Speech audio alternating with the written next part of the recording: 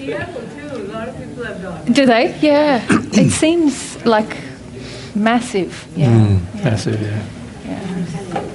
In Australia, where I grew up and where we live now, it's the country, and so to have a dog that is, dogs are working animals. They round cattle and, guard the house sort of from.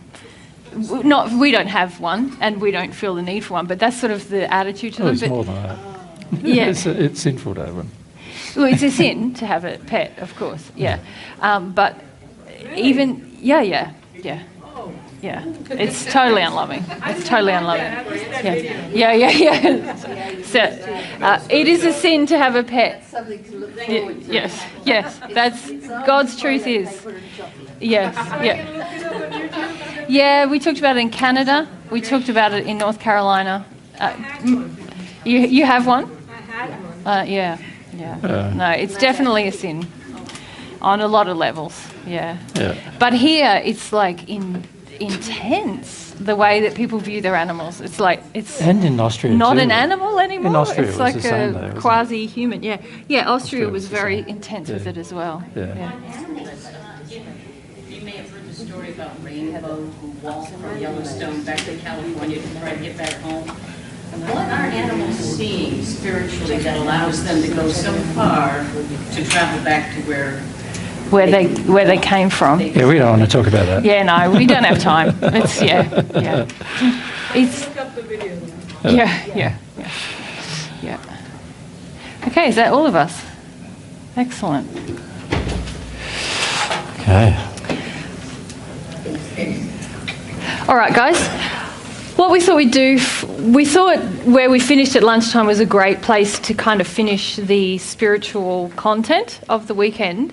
So what we've been doing in a number of places that we're visiting is just giving you the opportunity to learn a little bit about our future plans, Jesus and my own, as well as some of the projects and different initiatives that are happening back at home in Australia in God's Way, which is a non-profit organisation that we are founding members of, but there are other directors of.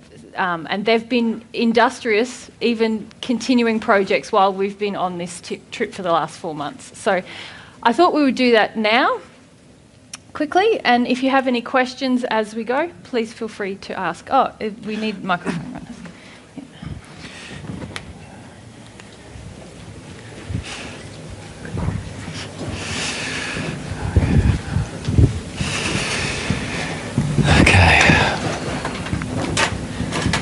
All right, so I thought we'd start with talking about divine truth plans. So really, Jesus and I are divine truth. We are. This is us. We run everything involved in delivering God's truth to the earth, if you like. So we manage the website and the YouTube channels and all of these trips. We do all the planning and the booking and the payment and all of those things. It's just the two of us who are doing that all of the time. Any office emails, those kinds of things, it's all handled by one of us. And if you've ever sent an email to our office account, you probably know it's not high on our priority list to answer emails because you probably didn't get a response. So we're hoping that in time there'll be more people who want to come and work with us, but they need to work on a voluntary basis because that's how we work as well. So everything we do is through the generosity of others giving us donations so that we can further this work. Yeah, we do have a website for those of you who are very brand new called divinetruth.com, but unfortunately it's not very up to date. We did have a large project underway over the last couple of years. Jesus and Kate, who was volunteering with Divine Truth, were working on that. Sadly, Kate passed away. Kate's not that sad anymore about that. She's still our dear friend. But it's sad for the website project because that it halted the website project. So if you do want to keep up to date with what we're doing, the best place to go is actually mary.divinetruth.com.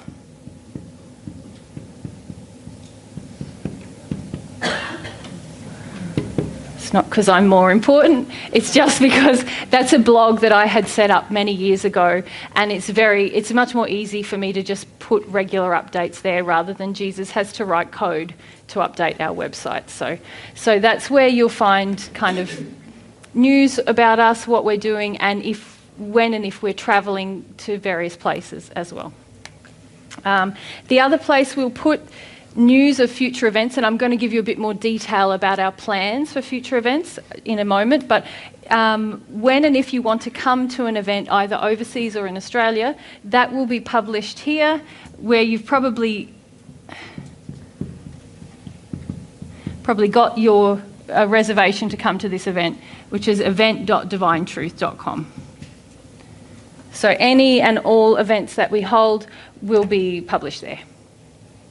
Okay? And the last site I want to tell you about is about donations. Thank you very much to those of you who have donated towards this trip. It's been a big group effort, hasn't it? People in Australia initially donated significant funds to help us get this ball rolling on this. So this is our last presentation in 4 months. We've been away from home for 4 months. We fly home on Tuesday, which it's been a great trip, hasn't it? It's been very intensive. This is our 5th weekend in a row that we've been presenting, and I think we've only had 3 weekends off in 4 months, haven't we?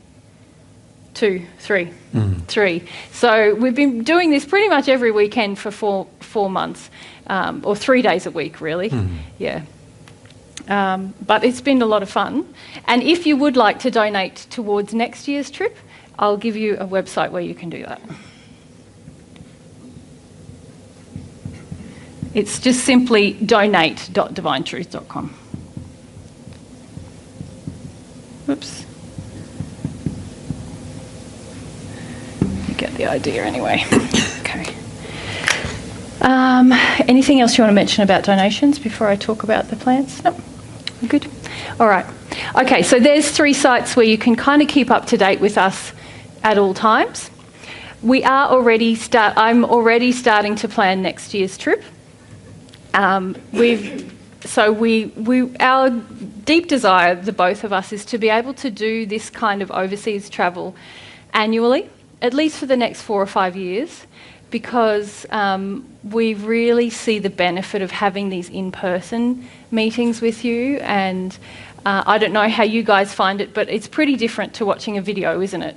Yeah, very different. You get to feel us, hopefully, also feel different spirit influences and feel all kinds of things and come at truth in a more personal way. And that's what we really want to be able to offer people. We can see the benefit, and a lot of people at home have benefited from having that regular contact with us over a number of years consistently now. So we want to be able to do that every year, at least in the North American continent, so whether it's in the US or Canada, and in Europe and England, or the UK, kind of. So, yeah, so let's talk about what we're thinking for next year. Does everyone need anything here? I'll take it off. Okay.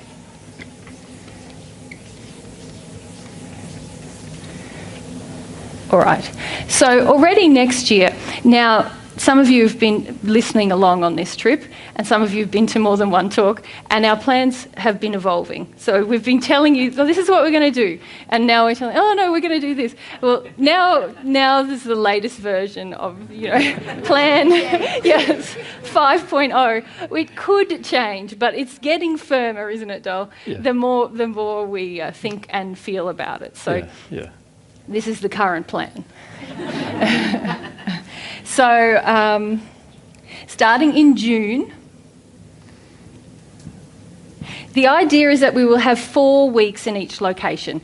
Because on this trip we've been moving location every week or 10 days. We've had 3 weeks in San Diego and we had 2 weeks in North Carolina. But at the start of the trip we were a week in Belgium, a week in Austria, 2 weeks in Portugal, 2 weeks in England, a week in Ireland, over to Canada, 2 weeks there. So it was just like changing, moving, and that all takes time and effort and money.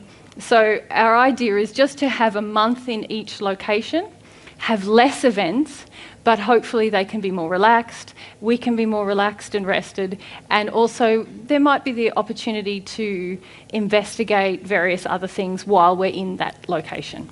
So we're thinking to start in June in Portugal. We visited Portugal this year. We were in the south of the country. Next year we're hoping to be more central or in the north because we're quite interested in that area. Okay, and July in the UK, probably England. So we'd have a 4 weeks there. August in Canada. In Canada, we know that we're in Nova Scotia this year. We know that that's sometimes a bit tricky for people to access because it's slightly out of the usual routes for flying, but we do really like the area. We're interested in starting a learning centre there one day in the future, so we are thinking in Canada we'll go back to Nova Scotia. Yep. And then in September would be in the USA. And because of the way flights work for us, basically we'd like to be in North Carolina for our 4-week period because, again, it's an area that interests us in terms of learning centres in the future. And also, we just liked the area, didn't we, when we were there this year. So we're thinking to return there. But because of the way our flights work flying home, we usually have to fly back home via LA. So we are considering perhaps just doing 2 days or something, a 2-day event here in San Diego before we fly home. So that's the potential. But we would definitely do this longer form event that I'm just about to explain to you in North Carolina. Yeah. Okay, so that's the idea, 4 weeks in each place, or 3 to 4 weeks. And this is the format we're thinking for events. So we would have a Saturday and a Sunday, and I'm going to call that day 1 and day 2. So we're basically trying to put a program together in an 8 to 10 day block that would cover various different material, but it would mean that if someone was travelling from interstate or from far away, they'd have the opportunity to attend 2 or 3 events within that time period that would cover different material, and they'd just have to come in for that time period and they can go home again, if that makes sense. So day 1 and day 2 would be a weekend, Saturday and Sunday, and they would have like a seminar format, which means Jesus and myself would be presenting material to the audience, largely in a teaching kind of seminar way. And the first day would be almost like an introduction to God's truth, I'll say DT, Divine Truth, similar to Secrets of the Universe. Has everyone seen those videos? You know, it's just like, here's the big shebang. Here's, God, the universe, the spirit world, how it all fits together, the human soul. Something kind of introductory. And that's really good if you've got a friend or a family member or someone you've been telling about divine truth who's never been, who doesn't really know much, and it's totally at their level. And we'd be learn presenting sort of things that are true as well as false. Yes. Like, in a sense, we'd talk about what is true and what is false during that presentation. Similar to what Jesus did with the beliefs of, these are false beliefs, this is the truth. And that's quite helpful for people to sort of understand the basics of God's truth. So that would be day 1.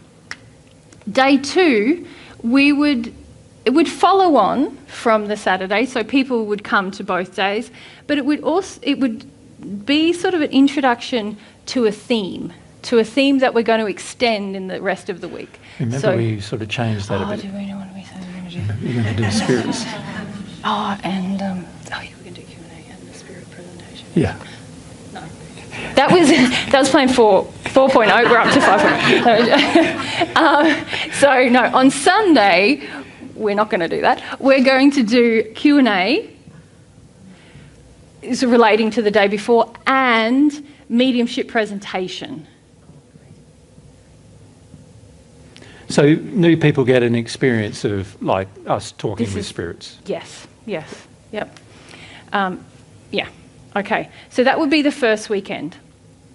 And what we're going to say that to participate in the rest of the program, you need to come to those 2 days. Yep. Now, day 3 would be on the Wednesday of this week. And it would just be a social or can I call it experiential? By that I mean, I'll just put experience. I get why you find it hard. Experience. Social or experience. By that I mean, when we were in Austria, we went on a big hike, a day hike with a bunch of people, and that was a great way for everyone to get to know each other, and we could talk about God's truth in relation to nature and different things. So rather than sometimes social things, we just sit around and eat and sort of talk and have another seminar. Sometimes it's good to have an experience where we do something practically, either going for a walk in nature or seeing something, engaging with nature, or there is, in future years, what we hope with the God's Way organisation, which I'll talk about after this, we have what we call humility and practice days. And that's where we come together to do an activity that's productive, that's serving a loving purpose. And God's Way managers run that, and you have the opportunity to receive feedback about how you're practicing the principles that we teach. So that would be the Wednesday. It might not be the full day, might be part of the day, depends on how we're feeling, largely. All right, okay. Now, day 4, 5 and 6 go together, and the prerequisite is that you've come to Saturday and Sunday, and that you would come to all 3 days, 4, 5 and 6, and they will be the Friday, Saturday and Sunday. And here is more of like what we call an assistance group. So this is where we get practical and we get specific on a theme. So at the moment, the 2 themes we're considering are about sin, understanding sin, or we might talk about understanding God's laws and principles. But it would be more with the idea of giving you practical application and very specific, like teaching you a set of truths that all go together, which is why it's very important that you come to the first 2 days, and then the 3, you come to all 3. Otherwise, if you just decide, I'm coming for Saturday and Sunday, and you don't come for the Friday, then you end up asking questions of things we've already covered, or it becomes very disjointed for you and not loving to us as presenters. So we're going to call that assistance group.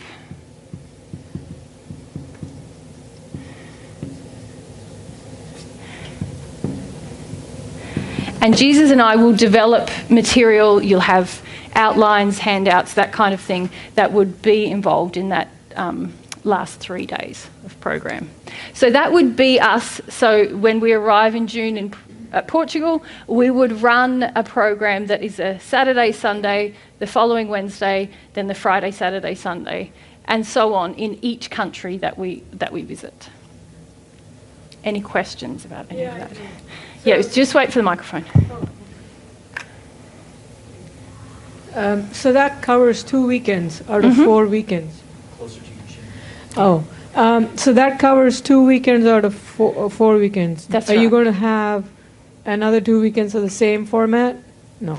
No, not in that country. It's just going to be 1 per country. Okay. Yeah. As Mary pointed out, we want to use the opportunity to visit certain places in those countries in the break in the 2-week period before we have to move to the next one. Yeah. Because there's a lot of things we would like to look at in terms of preparing for what we feel will be later God's Way learning centres. And so we want to sort of examine those areas, have a drive around, look at different areas to get the feel of them and things like that. We'd like to do that if we're looking at the potential of a centre. In USA, the potential of a centre is in Texas, which we've already looked at quite a lot, and also in North Carolina, Tennessee, which we haven't looked at all. So this is one reason why we'd like to look at that area. And the same applies to Canada. We haven't looked at the Nova Scotia area at all before, so we want to just do that. And the same goes with Portugal in the north. Yeah, that's right. Yeah. And actually, as you said, it's 2 weekends out of 4, and by the time we travel, it really only gives us a week to 10 days to sort of look around the area before we have to pack up and go somewhere else and set up at the new venue. Yeah. On this trip, we've been presenting for 3 days, but usually we arrive, we have to check into our accommodation, get our food, get ourselves sorted out. Then sometimes, if we're lucky, we have a day just to be with ourselves and process something. And then usually we have the setup at the venue, and then we have the 3 days. And then on the Monday or the Tuesday, we've been flying again to the next location. So there's really been almost no time for sort of looking around an area, Meeting up with people socially. Yeah, we've hardly been able to have social events, and we'd like to do that more, because that's another way that, we can engage with truth with you in a more informal way. Yeah. Yeah.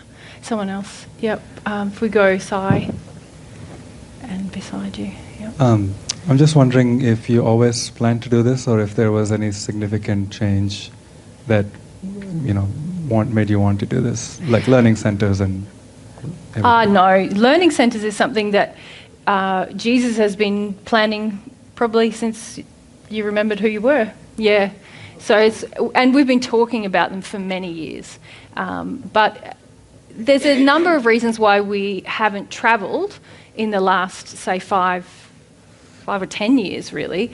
One was about trying to set up God's Way in Australia.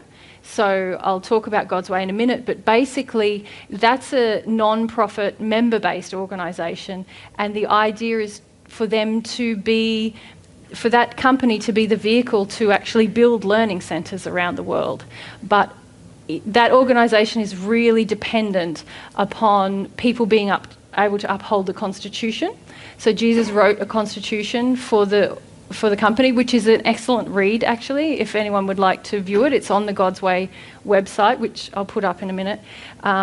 But, really, we spent a lot of time in the last 5 years in particular with people, just helping them with their spiritual progress, so that they were in a position to actually be able to run the organisation and continue their development while we're not there. So, but in terms of presenting God's truth to people in person, that's always been a passion for both of us.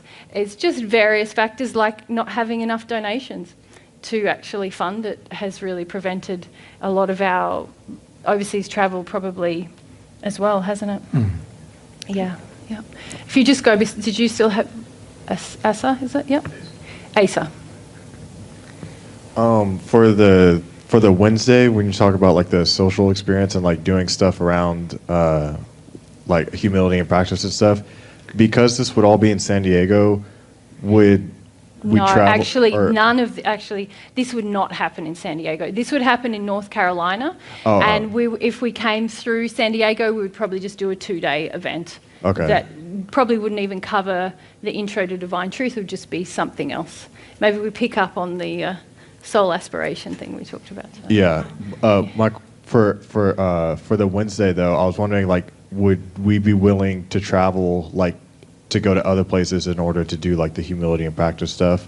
Like you said, like you wanted to build like a learning center in Texas or something. Like, would we ever like travel to like go help build it or something like that for the Wednesday? Yeah. I mean, part of the reason why we want to hold these events in the locations where we're thinking of having learning centres is that in the future that we do anticipate that, yes, we would hold a seminar and then we could have a 3-day humility and practice for people who want to come from wherever in the world to help start building things on a learning centre. Yeah. Cool. But on this trip, on this next in 2025, we're probably not up to that. We haven't got the people for a learning centre. Not probably, we definitely haven't, because it's yeah. all about the development of people. Yeah. And to be frank, there's no one developed enough in the USA to handle running a learning centre in the USA. Yeah. And it's taken us nearly 8 years in Australia to get 3 people in a state where they could run the centre while we're not there. Yeah. So with all the centres, they need to run without us being there. Yeah. And that requires a deep level of humility on the part of the people running the centre, as well as a strong value, like that they want to live their lives by God's principles. Yeah. So that's why we need to travel and engage with people more, so that you can understand what that really means in practice. Yeah. And then just wondering, where at in Texas? You don't know yet? Okay. I was Well, we're just still wondering. dividing between North Carolina and Texas, Okay. or Tennessee and Texas. So this is why we want to look at the North Carolina, Tennessee area, because we want to be able to compare it with what we've seen in Texas. Okay. Thank you. If you just pass behind you, Asa. May I ask what other criteria you're looking at in these locations? Like, is it like, are you feeling pulled towards these areas for people, or is it like land? May I ask? Yeah. In part, it's related to where we think there'll be like a long-term livability should any major changes happen on the Earth. In part, it is about, I suppose, inspiration. Do you want to answer this, because you're much more I'll answer it, you're yeah. much more passionate There about is. this. Yeah. Firstly, it's a lot to do with the people. So number one is finding the people in a particular location. So it's more about the people than the location, to be honest. That's the prerequisite for the centre. Yeah. But we haven't necessarily chosen these locations because there's already people there, have we? No. No. There's other reasons why we've chosen the locations, but obviously none of them are effective without people. You really need people in the right space. And it's going to take, it's at least a 10-year project to get people into the right space where these things can happen. But one of the reasons why we've chosen these locations just to look at for the moment is we're just doing sort of preliminary investigations, I suppose you could say, about the locations. And these locations I chose nearly 20 years ago. So, and the main reason why I chose them, there's many reasons why I've chosen them. Some of them are related to the general stability of the area politically and so forth. Some of them are related to the general stability of the area with regard to Earth events. Some are related to the... we're choosing on purpose usually areas with a low socio-economic sort of consideration, because we find generally that people in low socio-economic areas are more open to truth, but also because we can bring some kind of enhancement to the local community by being there. The agricultural kind of consideration as well, isn't it? And also the damage of the land. So a lot of the places we're looking at are highly damaged land. The beauty of choosing highly damaged land is that you can illustrate how to repair it, and the contrast between the land itself and then the repair is quite large, and so that allows you then to illustrate a lot of basic truths about how the soil affects the environment and things like that. So it's a very strong, like literally hundreds of reasons why we've selected certain areas. And which is why I went, where to start? Yeah. And so... and at the moment, we're still in the investigative stage. And these were areas that we chose when we were in the spirit world. And now we want to just make sure that, without the UK being one of those. Yes, it's just Portugal, Canada and the USA we're looking at at the moment. Because the reality is probably Ireland rather than the UK is probably a more suitable location at this stage. But there's certain areas that we've chosen way before we came here to Earth, and now I would just want to check them all just to see whether what we chose 60 years ago has changed in any way or has been affected in any way by the 60 years of time that then causes us to maybe rethink our choices. Does that make sense? Yes. Yeah. And I think it's all lovely. And I just wondered if there was more divine truthers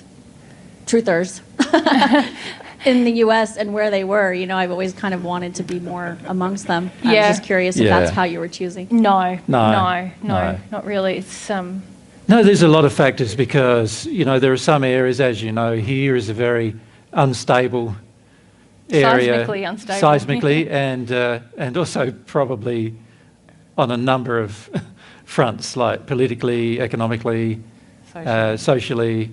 There's a lot of in this area here, there's a high focus on self, a high focus on selfish activity.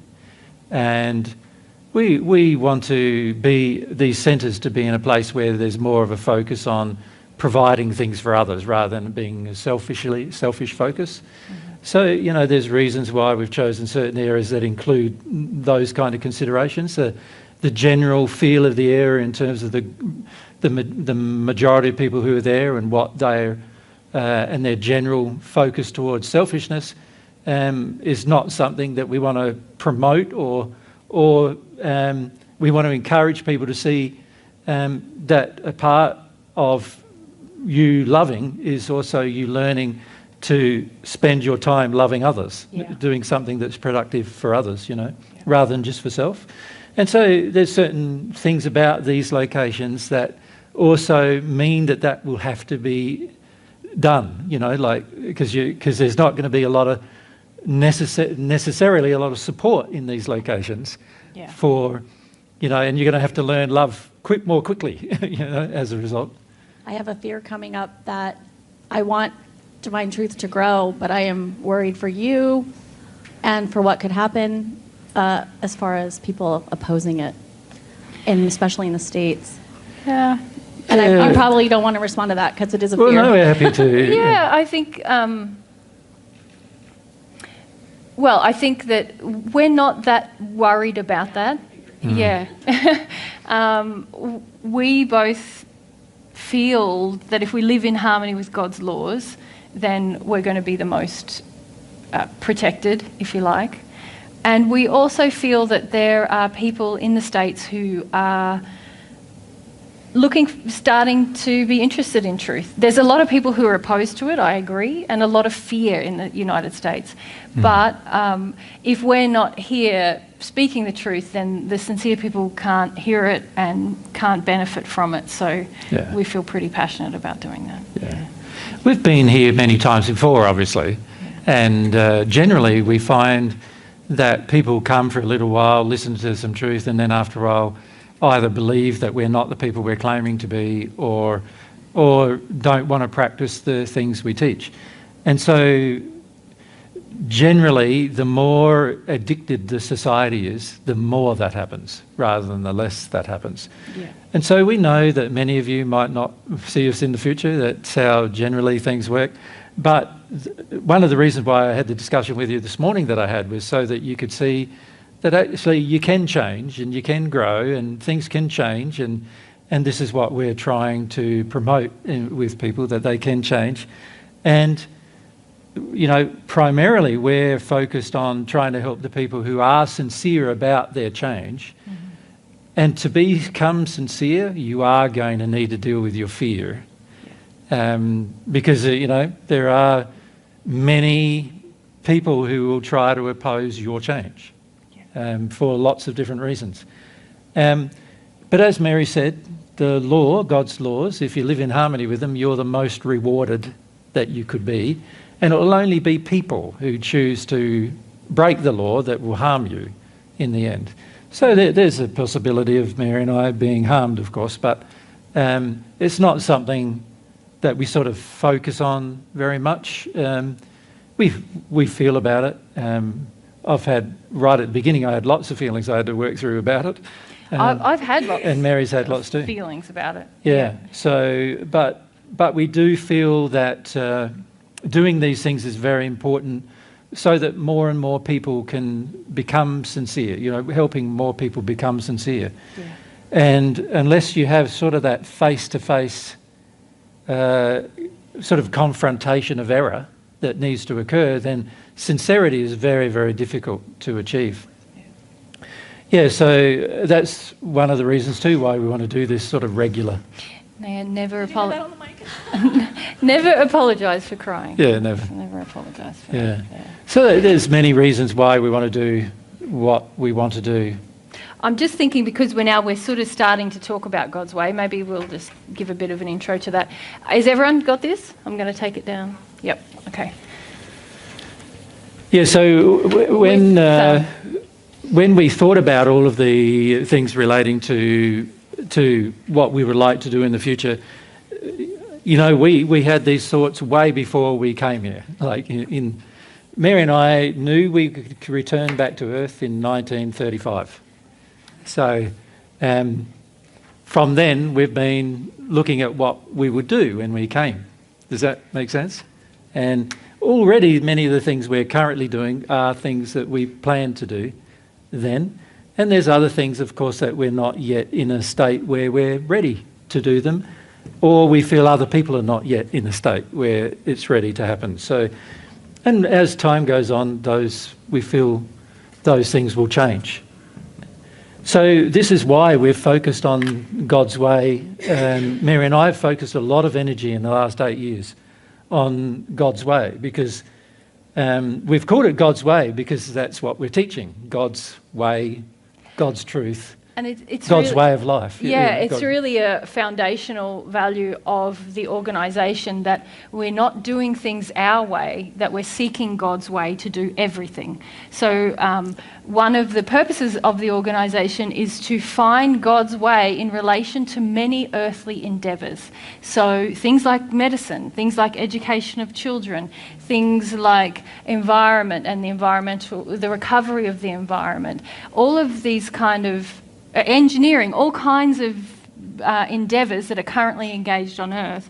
Food production, housing, all of water harvesting, water storage, water sharing, all of these things, where the aim is to apply God's principle to all of these kinds of endeavours and demonstrate practical examples of better ways to do all of those things on Earth. And well, you could say more loving ways. Yes, Couldn't which you? is always better, isn't it? Yeah. And the primary vehicle for that is learning centres.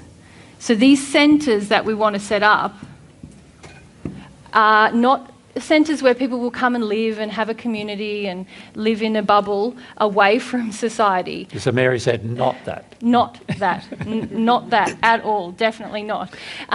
What it is a centre that any person can visit and see practical demonstrations of God's way in action.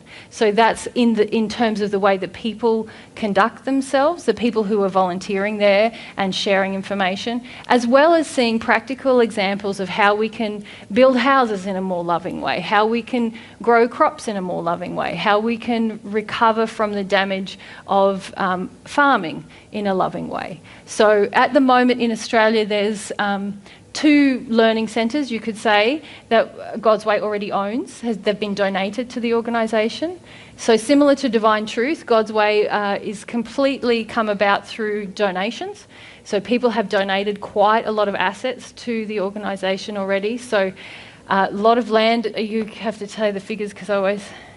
About 1,000 acres of land. 1,000 acres over 4 different properties. 4 different properties. A large bulldozer, an excavator, tractor, big tractor trailer, a lot of tools and equipment for us to do. One of the major projects that God's Way is already engaged in is environmental recovery. Because we live in a farming community and 3 out of the 4 of the properties that the organisation now owns are ex-farming land.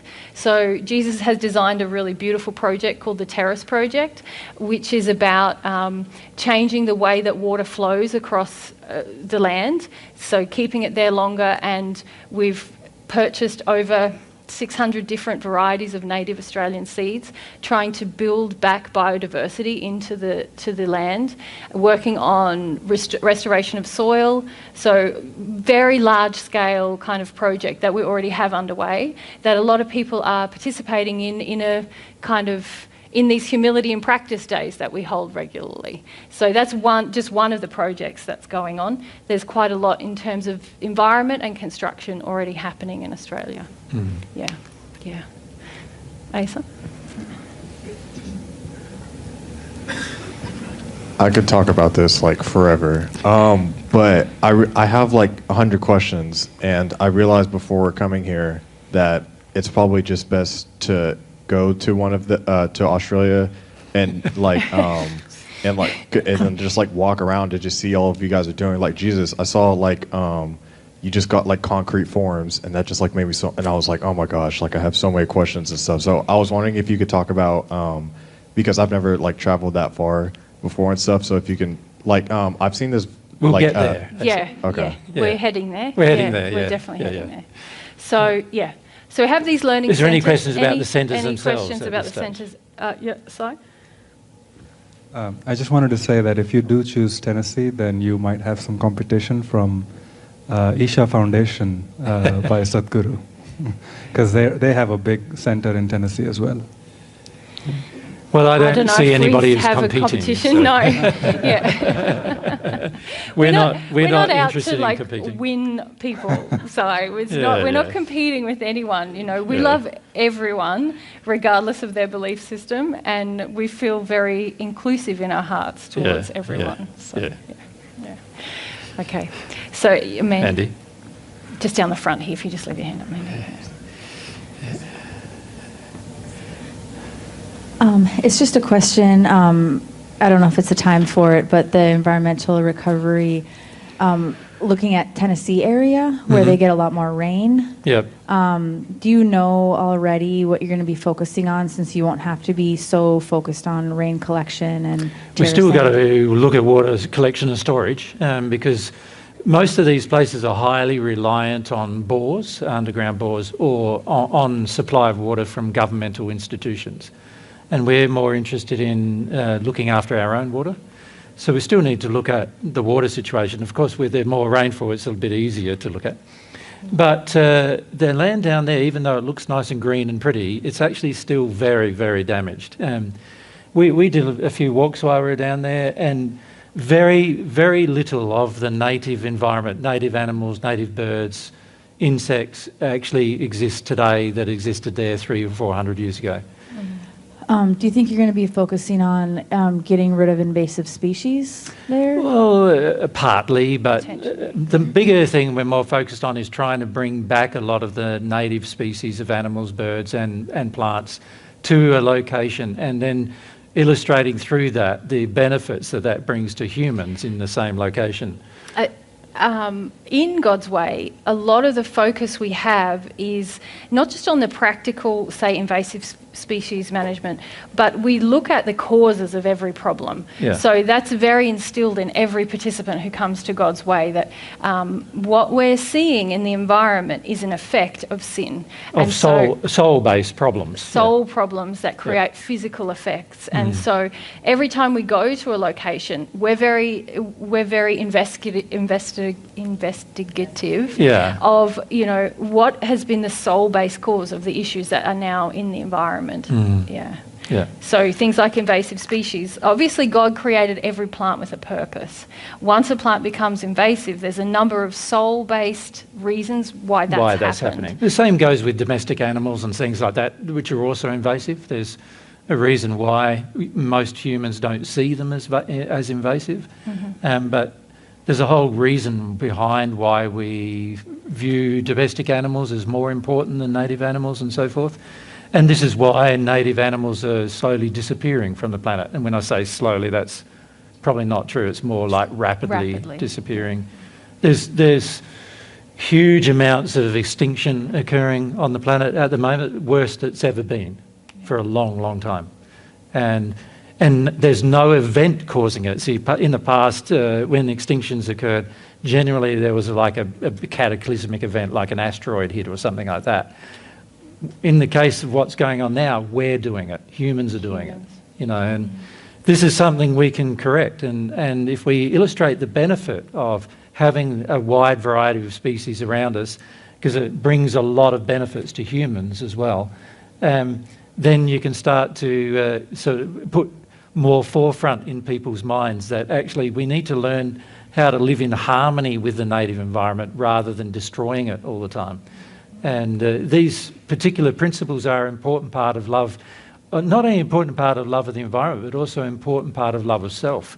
Because if you are living in an unclean or a damaged environment and you're creating more of an unclean or damaged environment yourself, then it means that you don't have a very good love of self, and you also don't have a very good love of others that are coming after you. So there's a lot of very important spiritual principles we can illustrate through these things. Many. And even the attitude towards the invasive species, it's not like a lot of management of feral animals and plant species is done with a lot of hatred and anger. So we really also focus on the fact that in order to be effective, personal responsibility for sin is required, and also to the plant or the animal is created by God, and it's instinctually doing something that God created it to do. It's the human input that has created the problem, and particularly the human soul's desires. Yes, yeah. So there's a lot of love-based principles that we try to bring into all of those activities. Yeah. Thanks. Yeah. Sai again. Yeah.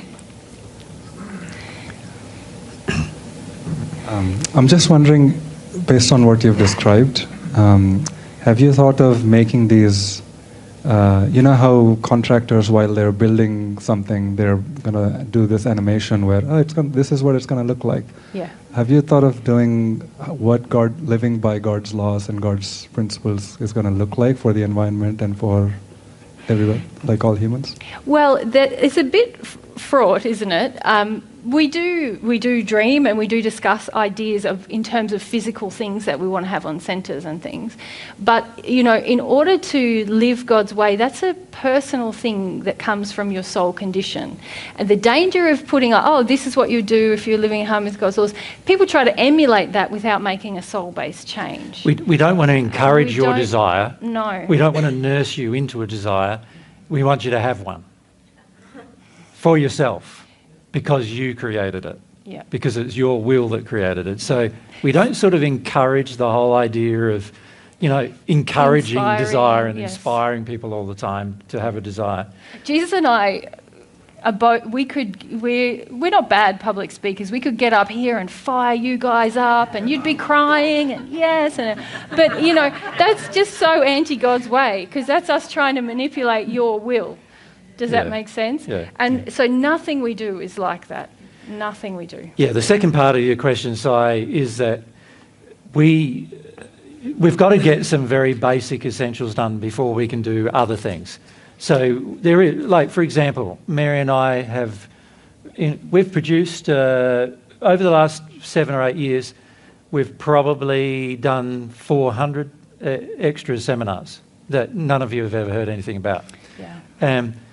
We don't have any means or time to edit the material or to take videos ourselves while we're presenting, or, a lot of people expect us to nurse them through everything.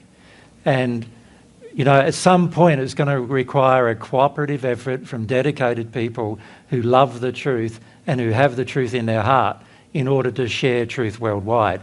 And if you're dependent on us going, well done, Sai, thanks, this is going to be great. If you keep doing that, that's actually, you're not serving the loving purpose. We're serving you and getting you to do something. But not even that. There's also the fact is that there are very few sincere people on earth at the moment who are willing to put in a life-based effort into something that they're going to do for the rest of their life for free.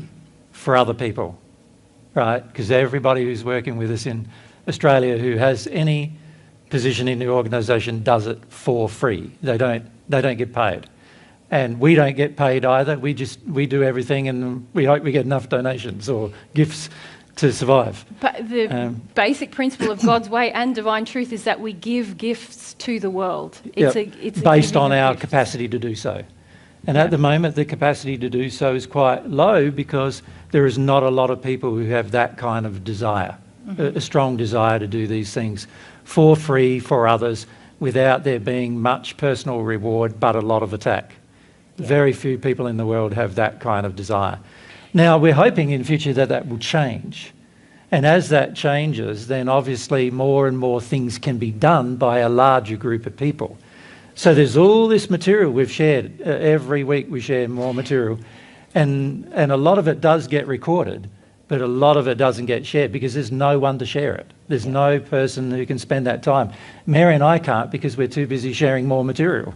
A part of the reason why we didn't travel, which was an earlier question you had, was also because in 2016 we did 3 assistance groups in Australia and then another in 2019, and the only people who were there to set up the recording, do the recording, especially in 2016, take the video data off all the videos, take the audio off all that, put it on, sync it all up, do all the editing, output it, put it up on the website, put it up on YouTube. That was the 2 of us. So we've learned if we actually want to share truth with people, we can't be responsible for the production of it as well. Otherwise, it takes more time in the production than the presenting, and the value is in the presenting rather than, for the best use of our time, particularly Jesus' time, is to spend time sharing what he's already gained with you guys. The other thing we've found is that videos have hardly any effect on a person's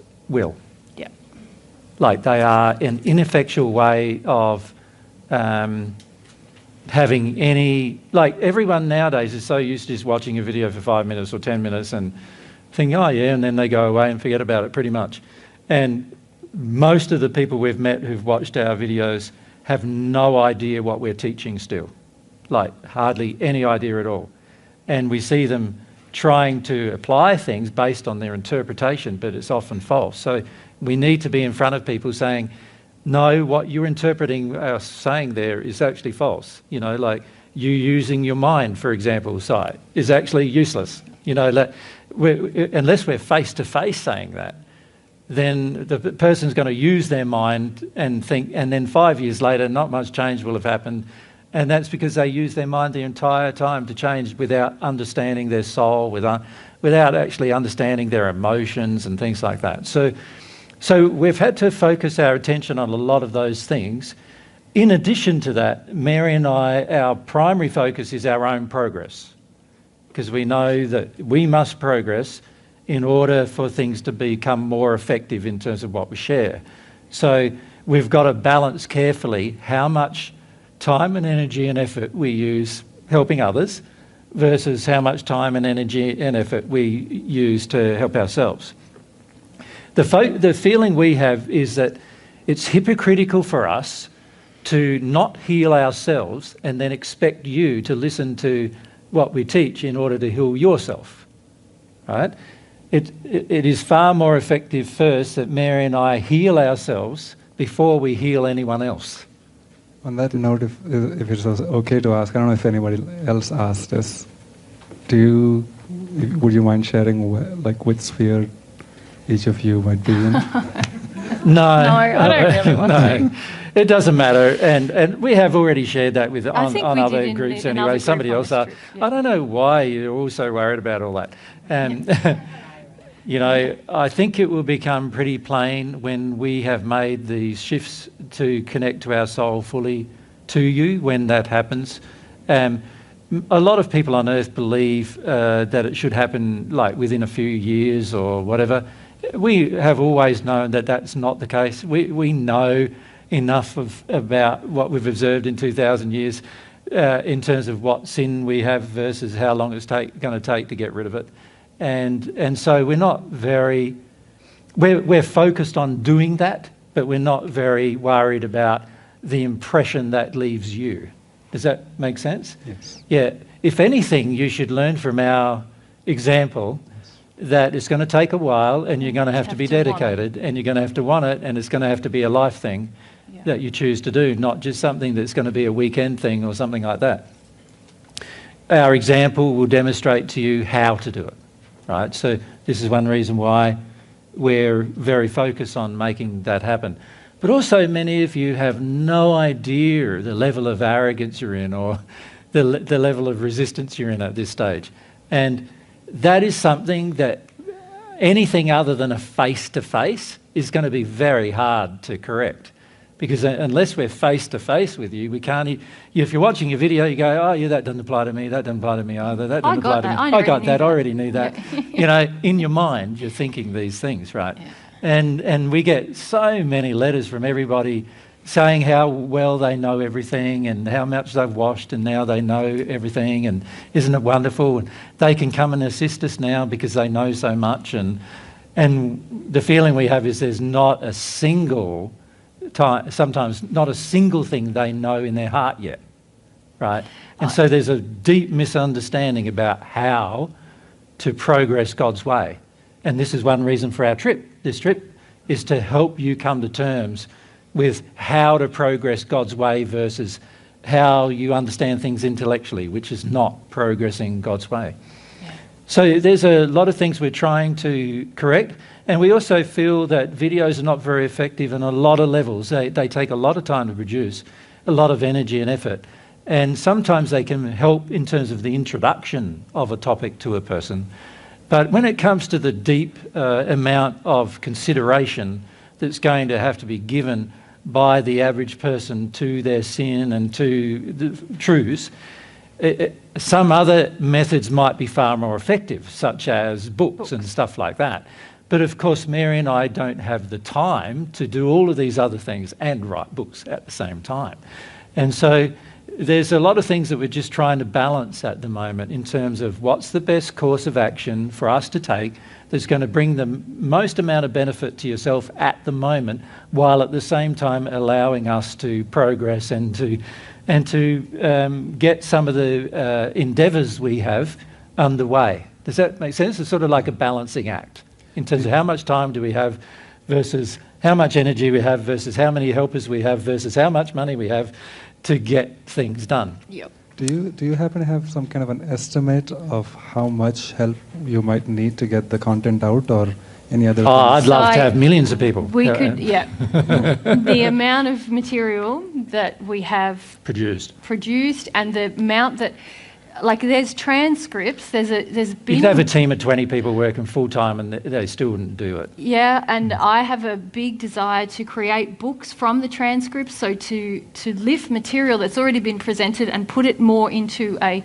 sequential sort of, not a informal presentation, but more like a reference book that people can learn basic principles and concepts of God's way. So, like, how many people do you have? Because that's how many we could use to do what we have big plans. But they have to be in a good space. Yeah, they're not just, that's the thing. A lot of people think they can help, but unless they love God's way, and by that I mean the way of living God's way, unless they love that and they want that, it's not going to work. No. Historically, we've found that anybody who's tried to help, we start to address their lack of desire to do things God's way. They eventually get upset and angry with us, and then they leave anyway. So in the end, you end up starting a whole heap of things that you can't finish because people have gotten angry and upset. And we're beyond all that now, yes. Sort of thing. What we want to do now is just, we're happy to wait until there's a group of people who are in that good space. Yeah. Does that make sense? And it's really important for everybody hearing Divine Truth to understand that unless you're in that good space, there's very little you can do to help, no matter what skills you have. Yes. And in fact, what we've found is that we finish up training the persons with skills. If they are in a good space, you can train them to do anything. But if they're in a bad space, no matter what they know, it's like impossible to train them, like absolutely impossible. And what Jesus means by a good space is, remember today we had the conversation about condition versus aspiration. Yeah. The good space is the aspiration, when you really want and the strength of it. Yeah, really, the passionate aspiration to grow and live God's way. It's an asset to any organisation, God's way, Divine Truth, and you can pretty much do any job within the organisation. And any other organisation in the world is going to be great for that. You're going to be a great employee as well, or a great volunteer for any organisation. Yeah. So, the difference is, for a lot of people helping us, is that we're all doing it voluntarily. And for a lot of people, money is one of their biggest problems that they have. It's a huge problem in almost every Western society, how much everybody worries and thinks about money all the time. And what we've found is the people who deal with that end up getting enough donations in order to... So we don't actually... We do occasionally donate to people who are helping us. But now what we're doing more and more is we're getting them to work through their emotional feelings about money, right? So we pay for a lot of other things, but they have to work through there are emotional injuries about money if they're going to be of any benefit to a voluntary organisation. So in God's Way, Mary might just explain the layout. Yes, I'd like to talk about this. You need to include directors in there. Yeah. Yep. Well, yeah. Yep. So this organisation, God's Way, has certain laws that govern it, and that is that members actually govern the organisation. So in order to be a member of God's Way, you must first participate in God's Way, you must become a volunteer, and then you kind of if you meet a certain set of requirements, you become a member. And that gives you voting rights within the organisation. And the requirements under the terms of the Constitution are all spiritual. They are, yeah. I was just about to say something. I know, but they had to be said. Yeah, I was going to say it, yeah. So, in order to be a member, you must meet the requirements laid out in the Constitution, and they're all about your soul aspirations, actually. Members govern the organisation in that they elected the directors who actually make decisions about projects, money, day-to-day administer operations. the whole organisation, accounting, all of that. So both Jesus and I have been directors of God's Way for quite a long time. We just resigned just before this trip so that we could come on this trip, and there's actually 3 other directors running the organisation now. Their names are Eloisa, Cornelius and Phoebe, and you can learn about them on godsway.net. They're lovely people. I'm sure you'll enjoy their company if you ever meet them. Mm-hmm. So basically, though, because people often... so everyone within that organisation, within these 3 tiers, if you like, which I'll explain the other 2 tiers in a moment, but they are all voluntary. Nobody receives a salary or a wage, even though being a director in particular is a full-time job. So the 3 directors, that's all that they do. They run God's Way now. And they also have management roles within the organisation, so they not only take care of all the finances and making project decisions. Jesus and I obviously are involved in the project decisions and the direction of the company a lot. As founding members, we're founding members. But the directors also have management roles, so when you come to a humility and practice day, usually one of the directors will be managing you as well. Cornelius also runs the whole construction branch, so he's involved in construction.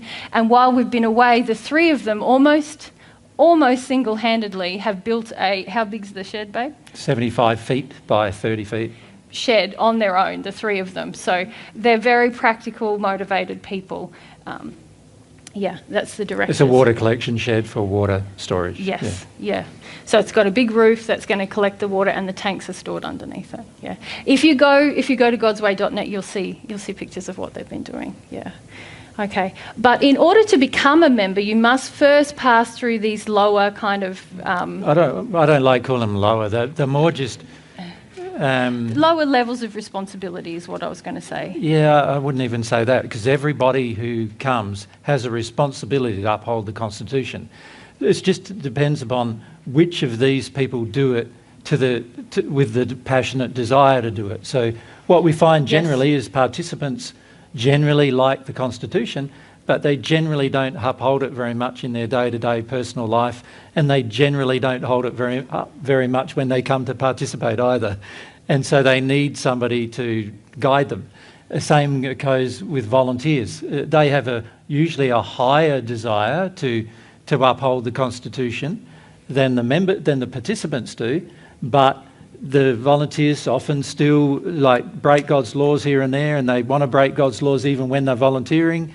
And so they need somebody who's more developed than that, more developed in love than that, to basically manage them, to take care of them and make sure that they're aware that these things are occurring. So it's passion and aspiration that means you're no longer a participant, become a volunteer. Well, it's not just that, is it? It's also condition. Like, the condition has to change in the soul for you to progress to become a member. The demand of the organisation's constitution is unless your condition changes, you will never be a member. Basically, that's how it works. That's right. And the only way you can become a member is not by paying a fee or anything else, but by your condition changing. Yeah. Yeah. I just want to try to explain, though, what the difference is between the three Sure. in terms of practicalities. Yeah. But I just no, I it's don't very agree with the important. terminology you're using sometimes. Which was what? Which the Lower levels and all that. Yeah, no, there's no hierarchy, if you like.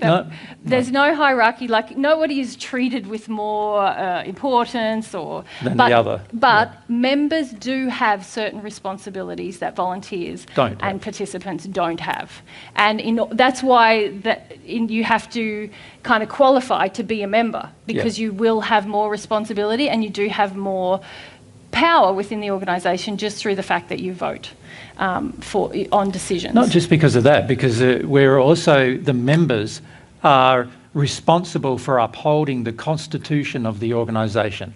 They are responsible for enacting the law governing the organisation. And the law governing the organisation is fundamentally God's laws turned into a document that also satisfies humans' laws. Yeah. Does that make sense? So that's why it's worth reading the Constitution. It's such a good read. Yeah. It's such a good read. And honestly, we have had a member who's 12, so it's not an age-based thing. It really is about how much you live by the Constitution and you desire to live by the Constitution. So,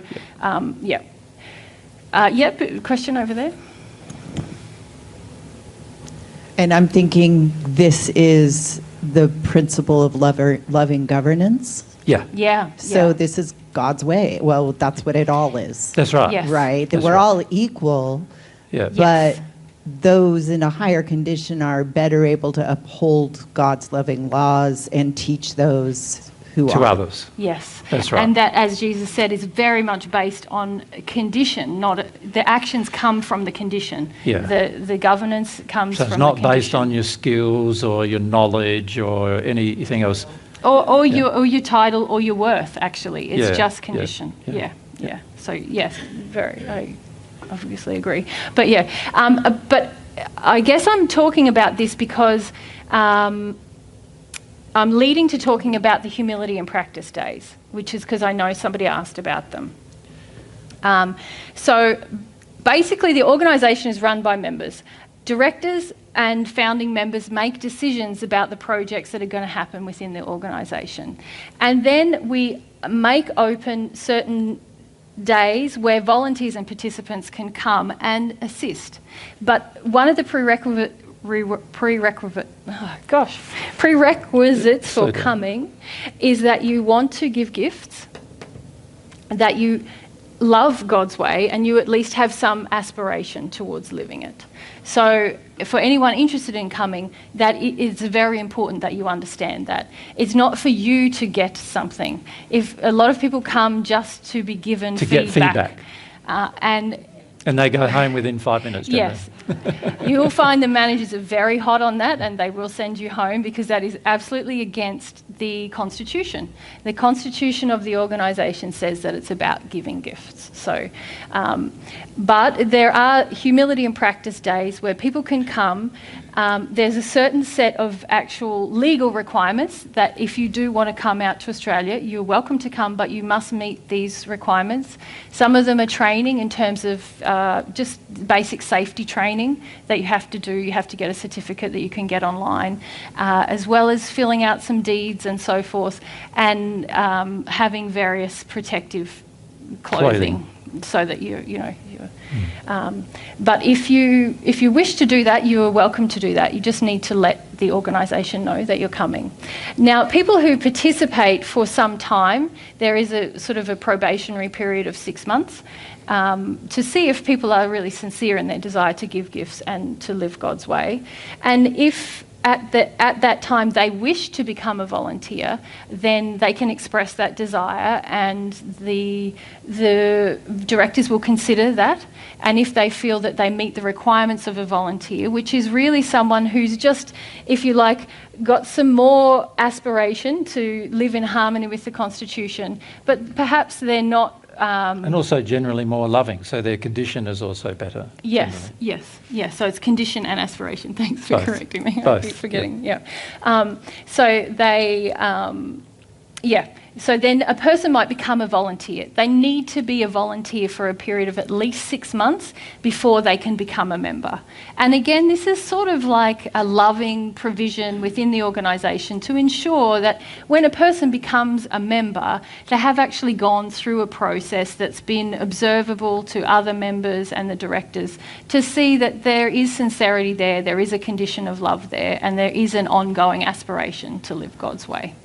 So that just tells you a little bit about the structure of the organisation, and also that if you do wish to come out to Australia and participate in Humility and Practice Days, you'd be coming as a participant. You're not a volunteer within the organisation because, frankly, at times people's condition is such that they're not actually giving that much. They are taking a lot. They are taking It's a lot of effort to manage participants. Yes. It's a lot less effort to manage a volunteer. Yes. A volunteer is naturally more loving and also wants to give more gifts, and so they're easier to manage. But a participant generally comes with the idea that they're giving gifts, but frequently it's a pretty arrogant idea that they are, and they've got to be corrected in a lot of ways. And so the participants generally take a lot of effort to look after on the part of the members. Yes. Yeah. Yes, that's right. But we do see that it is a gift that the organisation gives to help people to come to understand what it means to give gifts, if you like.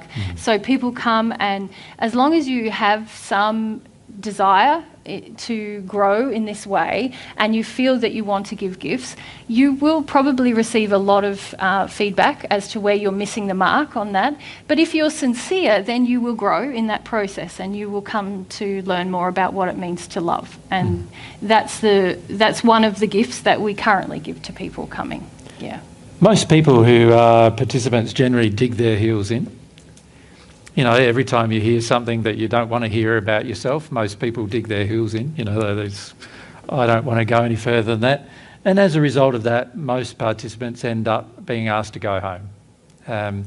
So when you do come, make sure that you come with a heart that wants to give gifts and wants to grow and wants to change and has some aspiration to do that. Wants to see yourself, your soul condition. Yeah, most who have come over already, a lot of them have come with the idea, oh, I'm in a pretty good place and I reckon I can help people now.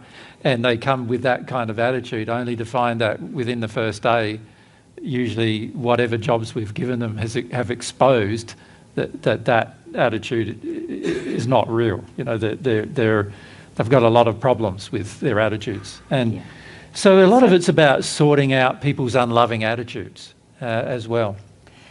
Yeah, and so keep in mind that the invitation or the opportunity, I would say, is there for anyone who wants to participate in being a participant. Yeah. If you go to godsway.net, there's a tab called Get Involved, and there's more information there about what you need to do and how things work.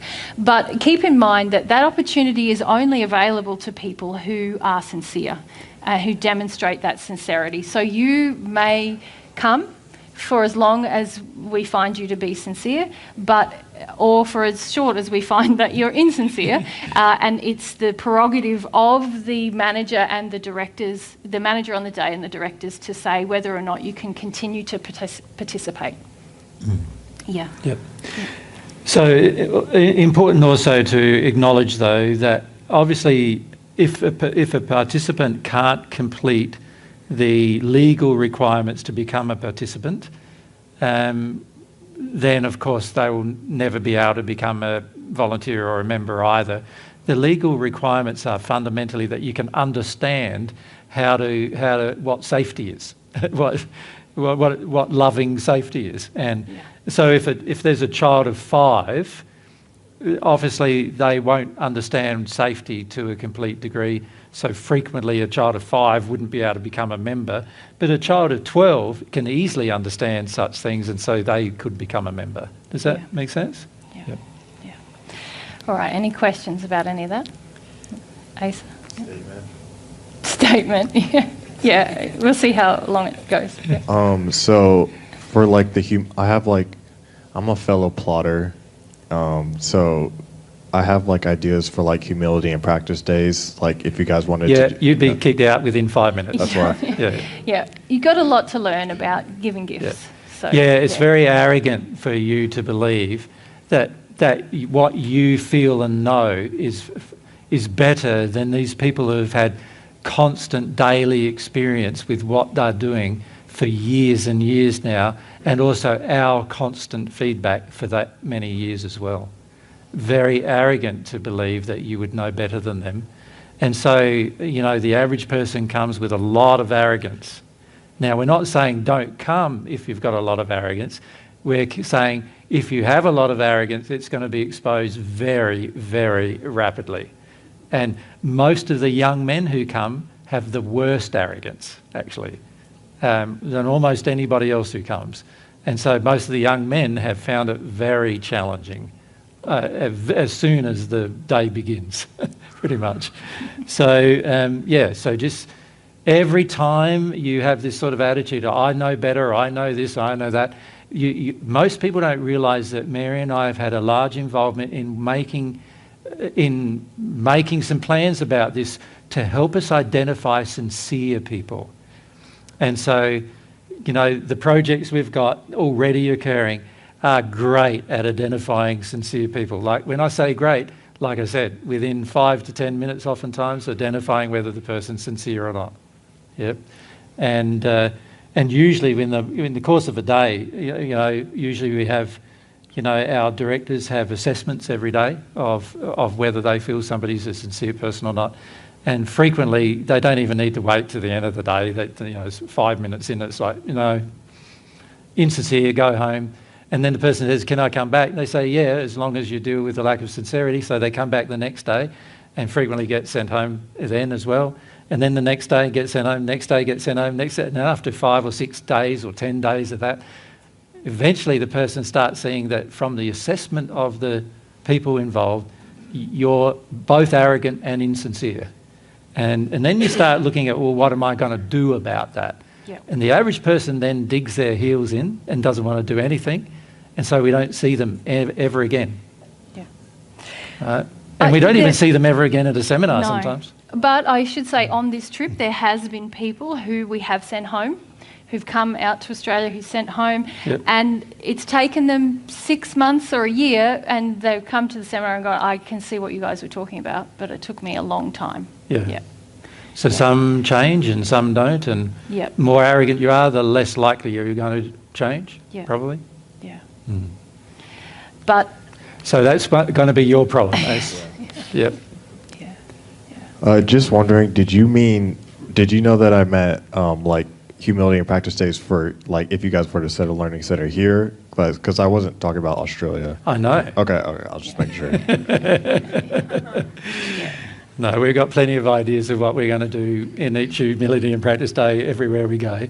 The issue really though is the people who come along as participants, you need to be prepared that and also have some trust that we're going to be doing it for love's sake, not for a personal sake. So not to make you feel good about yourself or anything like that. It's going to be for love's sake, loving something else other than yourself. Yeah, and we don't design activities in order to trigger your emotions. It's not sort of some kind of test or power manipulation. None of that. No. So we think there's honestly, you can do anything. You can wash a wall and receive feedback on your attitude in or out of harmony with love. We found with young men, give them a cleaning job all day. Yep. Interesting. Lots of young guys. Those young men can't handle it. Have no interest. Yep. Yeah. Can't no see interest a loving in purpose. serving another person and cleaning up after other people. Yeah. And you can see why, because most young men have had mothers clean up after them most of their lives, right? And so they don't have any interest in it at all, and no desire to do it, and no love for people in doing it. And it's very easy to...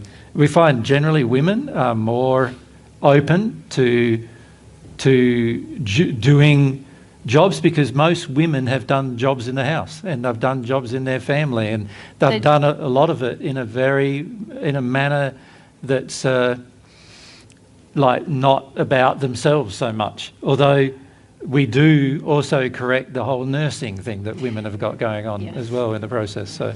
Yes, a lot of women have been trained to look after the men who come who don't want to do jobs. So, And so there's quite all often kinds of after a dynamics day that of get work, exposed. all the men stand around and they all watch the women Women clean clean up up. the utensils. The And tools. what happens the next day is none of them come because we tell them all they can't come. And then we give them an opportunity maybe a week later to come, and if they do the same thing, then they can't come for 3 months. Does that make sense? It's like you get 1 or 2 opportunities, that's all you're going to get. Because the reason why that's all you're going to get is because we're looking for sincere people, and sincere people will be evident the day we meet them, not later. We're not trying to create sincere people. What we're trying to do is find them. And that's different than trying to create them. And we don't want to try to create sincere people. God doesn't try to make you sincere. What God does is he waits for your sincerity, right? So this is the whole... responds to your sincerity, Yeah, which is so- our whole ethos. Yeah, in God's way, we're not trying to help you become more sincere. That's not our goal. Our goal is we want to identify the people who are already sincere, right? Rather than try to create a bunch of sincere people by a lot of effort, right? Because we found if you put, just as God knows, we've found that if you put effort into insincere people trying to make them sincere, then they're only sincere because of an insincere reason. And so therefore they remain insincere. Yes, and usually they become demanding for the input, which means that, we're then serving them rather than them That's right. serving the organisation. Or serving others, serving people, which is the purpose of the organisation. Yeah. So, there's a lot of very sort of fundamental principles that the organisation imbibes, which is not... Mary and I teach these things and anybody can come to one of our seminars. Anybody. You can be... Many of you don't realise it yet, but many of you are so demanding. We find you so demanding, almost unbearably demanding, to be frank, many of you. And yet we still let you come to our seminars, right? And that's because we want to give you the opportunity, no matter what condition you're in, to be able to start to understand God's truth, right? But the purpose of God's way isn't to do that. The purpose of God's way is to find sincere people and have them help us share truth with others. So part of the goals of God's way is to help distribute divine truth to the world. So actually being involved in God's way means that you have a similar objective to what in your heart. Every member must have in their heart a similar objective to Jesus and I, which is to help others to learn God's truth. Yeah. And you'll find when you meet them, it's pretty plain they do. Like, you look at the 3 directors, their whole life is it. They don't, like as Mary said, do anything else with their life. Their whole life is it. They're totally about like teaching the truth to others. That's what they're about. They're not about, but they're not about nursing people into things. They're about presenting truth and then seeing how people respond, which is exactly what we're really doing with you, actually. Presenting some truths and then just seeing what you do with that. Like, if you do something with that in a sincere manner, we and you will be working together probably in the future somehow. But if you don't do that in a sincere or loving manner, then we will not be working together in the future, probably at all. Does that make sense? Because we need a team of people who have that level of sincerity in order to do the things that we have as goals to do. If God's truth is going to be learned on earth, then every person sharing it has to be a person who says, even if nobody else in the world agrees with this or wants this or does this, I want to do it. And even if everybody's angry with me and nobody likes me, and I'm still going to do it. Yep. And that, in order to have that level of sincerity, it must be in your heart. It must be. So the primary purpose for the God's Way organisation is not to create sincere people; it's to find them and to engage with them. Make sense? Yep. Okay. So if you want to become sincere, well, has to be your creation. And you can understand, given the principles I just taught you this morning, why that would be the case, right? Because that has to be something that comes from within yourself. And somebody else can't encourage you to do it. They can present truths to you, and then it's up to you what you do with those truths, right? And this is the thing, a lot of people have this projection, particularly at myself, less so at Mary perhaps, but they have this sort of projection that I'm not doing enough to help them become sincere, or I'm not doing enough to help them receive God's love. No, I'm every moment of my day is spent helping people, learn the truth. Yeah. But it is not my purpose, and nor my role, nor my responsibility to encourage you to do it. Right?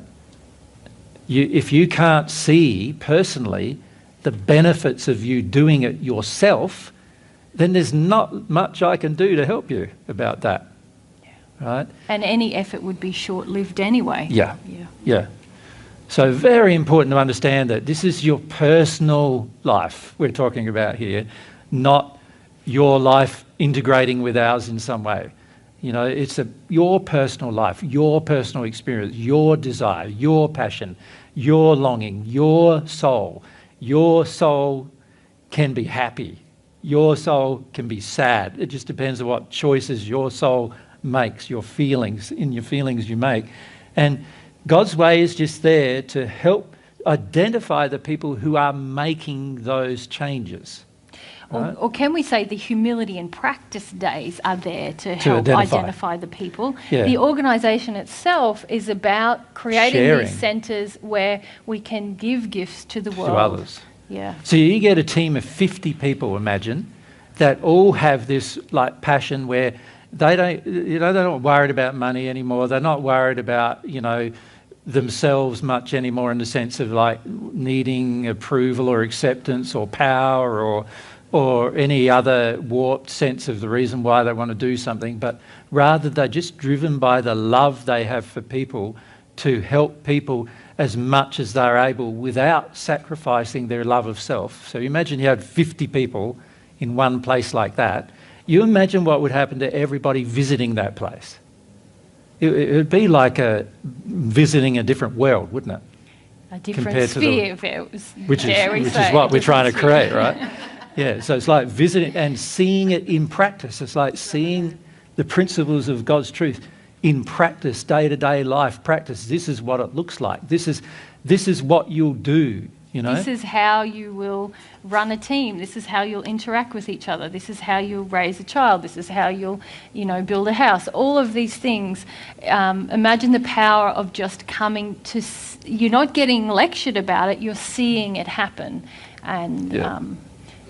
Very powerful. We have a big faith that would be very inspiring for people. It also then, one of the purposes of God's way is that eventually we have a centre where we have an auditorium that Mary and I can come, and other people who are also in the right condition can come and share more truth. So eventually it could turn out that there's more and more people who are able to share that truth, and they can do some lectures at that location. And everyone, after a while, people in the local community, but eventually in the country, they realise, we can go there to learn that. We can go to that space to learn that. So our goal in the long run is to have sort of a centre that also has auditorium, is self-sufficient with its food production, self-sufficient with its water as well, self-sufficient with survivability sort of thing, but also is there to just demonstrate, but also share truths, share God's truths that are being taught to anybody who wants to come and visit. And we foresee there will be regular events run by all sorts of people. Such things like we might come to a site and run an event for a week, and then we go away, and then for the next 3 months, someone who's well skilled with regard to God's way might come and say, let's run 3 months of humility and practice days for 5 days of the week for 3 months. Does that make sense? And you get a taste of it every day of your life for 3 months. That kind of thing. So lots of different endeavours on these learning centres, and some of these are in their infancy, these kinds of projects like food and the environment, recovery, education of children, water management. We've already got a lot of ideas and sort of the initial parts of projects happening. But one of the key desires in Australia on one of the learning centres in the next 5 years is we would like to build an auditorium. Yeah. So that we can hold regular events where a space is already set up for us to come and we don't have to Not just for hire us, anywhere. but also for other directors who we feel are in a good space to go and teach as well. And a lot of the directors already have the condition and the knowledge to give presentations about things like environmental recovery and construction and bringing up children, education of children, parenting and so forth. So the auditorium that we build could already be in use year round, whether we're there or not. Yeah. So we're hopeful that we'll be able to use them when we go to a place, but at the end of the day they'll be used all the time, you know, not just when Mary and I are there. Yeah. Yeah. Yeah. Cool. All right. Any other questions about that? No? Everyone's scared now to come because Well, it's better we say up front. Yeah, absolutely. What's going on? Yeah. Because we've found for some that, you know, they've arrived with expectations that were not realistic, and it's been disappointing for them when they've been asked to go, you know. Yeah. But it's better if you know up front what's going to be, you know, what's going to be required of you. Not expected, required. Yeah. Yeah. Yeah. I have a question about the environmental part that you mentioned. The government of Costa Rica actually 40 years or 50 years ago took bunch of land in different places of the country and put native plants there, and the birds now come and live there, a lot of colorful birds. Yeah. And they have, it's just a divine place to go and walk around and, you know, meditate, and it's easy, it's not difficult to walk around in there. Am I thinking correctly that you want to do something along those lines? Yeah, Partially. That's a big part of the learning centres, create environments to demonstrate how you can come from a very depleted and damaged land and restore biodiversity to it, and by the density of vegetation, native animals, insects. We love insects and we love microbial life, all the way up from that, all the way up to, you know, mammals and birds and stuff. So that's a big. Well, I think it's something that we're already. Well, it's already happening. We've got happening. heaps of documentation that hasn't been published. And the main reason why it hasn't been published is because we don't have any helpers to do the publishing. But there's heaps of documentation about things we've already done that's improved the environment quite markedly, just in a short period of time, like 6 or 7 years. Yeah, yeah. One of the areas that we rehabilitated was the area where for 12 years it didn't have a blade of grass growing on it. Yeah. And now it's got trees that are higher than the ceiling here, a bit higher than... When we first started the project, we'd go out at dawn in the summer and we were sort of breaking dirt just to reintroduce seeds and different matter to the ground. And I used to play a game with the participants, like who can spot a living thing, because there was just not an insect, there wasn't a grass, there was hardly a bird. You'd see birds way off in the distance. Not even ants. No ants, nothing. Or worms or anything. And now you go up there and it is just teeming. And it's birds and insects and snakes and lizards and and we get so really many wonderful. seeds from the plants that a lot of the plants are growing so many seed that they're breaking their own branches with the load of seed that they actually have. You know, Well, I look forward to your vision manifestation. Yeah. Thank you. It's a lot of fun to be a part of, and people who've come. So there's been people from overseas who've come 1 year, you know, to sort of participate in a humility and practice day, and come back 2 years later or something, and they're like, one girl said to me, "Is this the same place we were in? I can't even recognise it anymore." Yeah. There's so much seed sometimes on the ground at It's the like end that there's a layer of seed that thick just all over the entire ground. And it all decomposes and is used for food by different animals and so forth for the year, but it's just like masses of it, you know, and it's just quite fascinating what happens when you love the thing. Yeah. You know what? For people who are wondering, they're called cloud forests. cloud forest in Costa Rica. In Costa Rica. Yeah. They have Cloud forest. frogs that are this tiny. You can trample if you don't look carefully. Yeah, that's right. They Yeah. have spiders, and Yeah. birds, and Yeah. yeah. It's so wonderful, God's creation, isn't Yeah, it? yeah. You know, and the wonder of that is being lost because humans are dominating with their soul condition. Yeah. Yeah. And you see, everywhere we've gone on this trip, you see just so much devastation. In the middle of like Austria's forests, in the middle of the Alps, so much devastation. It's just absolutely heartbreaking. And we went through an 18-kilometre trek through the Alps in the forest, and we saw maybe 2 birds, maybe. And a couple of insects. I can't remember seeing hardly any insects at all. Yeah, I remember as we were coming a few down. maybe, we saw a couple. when we were coming down. But hardly any life there at all. We talked to some of the people who were locals, and they said, yeah, it's been happening like that for the last 30 years, where things are just getting less and less and less and less till they disappear altogether. And they're calling this a pristine Alps. And it's like absolutely devastated.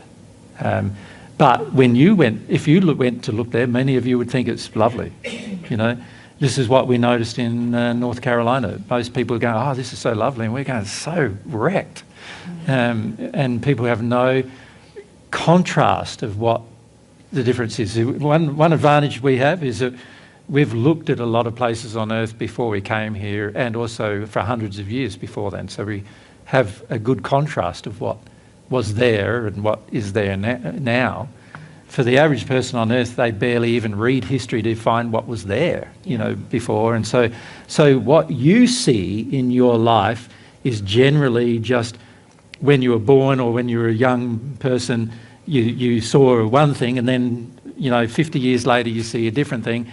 And a lot of times the change between those two periods is not as great as you greatly affected. You're not emotionally affected by that change very much. But you've got to remember there's generations of people who have lived who've seen the same change, and each generation is experiencing less life, less variety, less everything. And we don't even, it's about your awareness creep, like when you're like, most of us are like, frogs in hot water. put in cold water and then brought to the boil. We don't know the water's changed. And we're sitting in it and we still don't know, because we're desensitised to it. And this is what's happening world over with regard to the environment in particular. So what they call like global warming for a large part is to do with the devastation that humans have placed upon the environment for purposes they justify, such as food, eating meat, for example, and other purposes.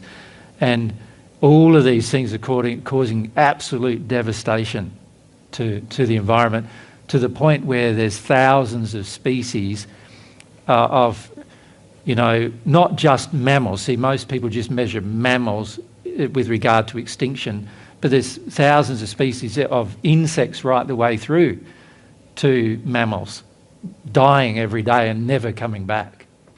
Like, they won't. Fortunately, with the insects, many of them might, because they go into diapause and things like that. But a lot of the bigger creatures, going to be very hard to get them back. Yeah. Sadly. Heather?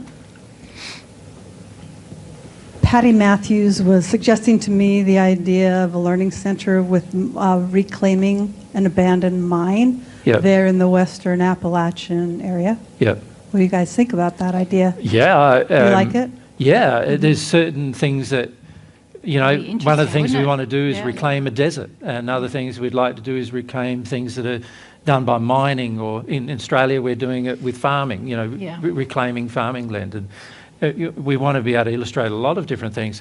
Of course, it's going to take people first rather than the place first. We should sort of say, So the basis of the organisation is people. People first. People first, Yeah. We want to love the people first. Yeah.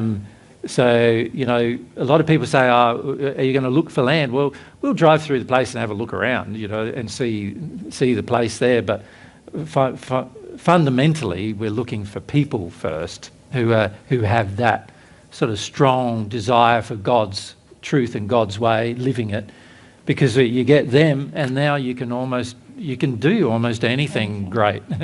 Yeah. You know, when you've got a bunch of people who are like that. And you know. the people really are the basis of any learning centre, because without them it's just a piece of land, you know. Yeah. But if you have people with God's way in their heart, then they become the centre that people visit, you know, and we and when can you participate visit a together. centre, it's going to be interesting, isn't it? Because if you're visiting a centre and the people there will be able to show you what it means, you know. But if you take the people out, what's left is just the land, you know, and the average person won't learn much at all under those circumstances. Yeah. You need the people. Yeah, yeah. Anyway, it's exciting times for us in Australia, being involved in all of this. And if you do wish to come, godsway.net, under the Get Involved tab. But you have had your warning about how it all works. You are now it's not just a warning, it's educated. Yeah. Well, we actually think the way that we run things is really great, actually. You know, and people who are sincere get a lot from the experience. Well, it's God's way. It's great. Yeah. It's not like we don't feel great that we did it. We just feel like it's great that there's a bunch of people who are so interested in God's way, even if it's only 5 of us really at the moment. There's more than 5, isn't there? How many members? I think there's 8 or 9 at the moment. Yeah. And a few more volunteers who are, you know, aspiring to become members. But, you know, having that many people together, even though that sounds like not many, it's actually a lot of fun. And, it's very rewarding because it's people interested in God's way. No, there's 6, isn't there? Members, I think. Yeah. And then 4 volunteers? Yeah, something like that. I think so. Not many. Not many. And then in terms of participants... That's after 8 years of effort yes. on our part. There's probably about 30 participants who come when Jesus and I are in Australia, who come regularly. And some of the... When we're not there, it dies down to like 12 or 10 or whatever. So you can see why those people aren't yet volunteers or members. Because they're not sincere, right? Yeah. They don't have a desire to give gifts under every circumstance. Yeah. So and a lot of the unpublished recordings have come from just lunch discussions that we've had with people after a humility and practice day or something. So there's a lot of good learning opportunities. In really many ways. lively discussions. Yes, and the more people get in harmony with God's way, the more willing they are to be themselves, the less facade. There's no topic off limits. We talk about all kinds of things and apply God's principles to everything. Yeah. In Grove Group, we said from vaginas to, you know, like engineering. Yeah, we talked about Brazilian waxing all the way through to like how to build and how in unloving cities. it is. So, right the way through to other subjects, right? But it's really fun because people just want to engage with the truth and they're less worried about like guarding how other people feel about them or view them. And so that's always a lot of fun. Yeah. All right, you guys. Anything else before we finish up? No? Alicia? No. You're just ready getting to ready. Clap. You want to get rid of us already. So over here. Yeah. Thank you for letting me come. I really appreciate it. Yeah. Boris said something about 1st century, and it struck me, and I was sitting here and feeling what's happening, and I realized I'm Armenian, and we basically failed to implement that stuff, because there were letters and things like that, and some of the early Christian communities, right after you left, and there were a whole bunch of people in the regions that felt you and lived, but it didn't happen. Like the people on top tried to force it, and the people on the bottoms, but it failed. And can you see why it failed? Because someone was trying to force it. You know, you can't force God's way. Not the only probably reason. But not just that, because we really didn't want to live by those laws. We really didn't want to, and there was so much arrogance to the point where when I was sitting with all of the genocides and all of those things that happened, so much of that was the energy of arrogance that brought that. Correct. Yeah. So I'm very happy you came back to Earth. Because it's been a burden. I remember looking at you on a video and I went like, whoa, almost fell, because it's for generations we claimed to do it. Yeah. We sang the songs. Yeah. We did our best to paint your face. And nothing. Yeah. Well, this is something that I in particular, probably Mary less so, feels like, in the sense that, like, a lot of people on Earth for the last 2,000 years have basically presented to the rest of the world that they're following the way we taught. Yeah, I feel pretty passionate about this. Yeah. Yeah. And, you know, one of the reasons why we wanted to return was that we wanted to show people, no, you haven't been following the way we've taught. And in fact, there's been so much distortion of what we taught then that what we see on Earth now with regard to Christianity is unrecognisable compared to what we taught. And, you know, once you have the ability to be able to come back, which, you know, like I said earlier, we realised in 1935, equivalent of that time on Earth, that we could, you sort of start to develop a longing to come back, because it's like it gives you all this potential opportunity to address the lack of truth everywhere, but particularly in the very thing that claims to be the thing that you set up. Like, you know, Christianity claims that they're following my teachings, and yet in a lot of ways they're blasphemous towards my teachings. Yeah. And so you know, this is something that we've been concerned about for a long time, and once we found the opportunity, the possibility of coming back, we wanted to. And the reason why coming back is effective is because it gives you the chance again to say it all face to face. And then on top of that, in this life, there's technology and recordings and other things which all can assist the process. But as you know, sitting in front of your telly, it's not the same experience as having been confronted face to face about matters.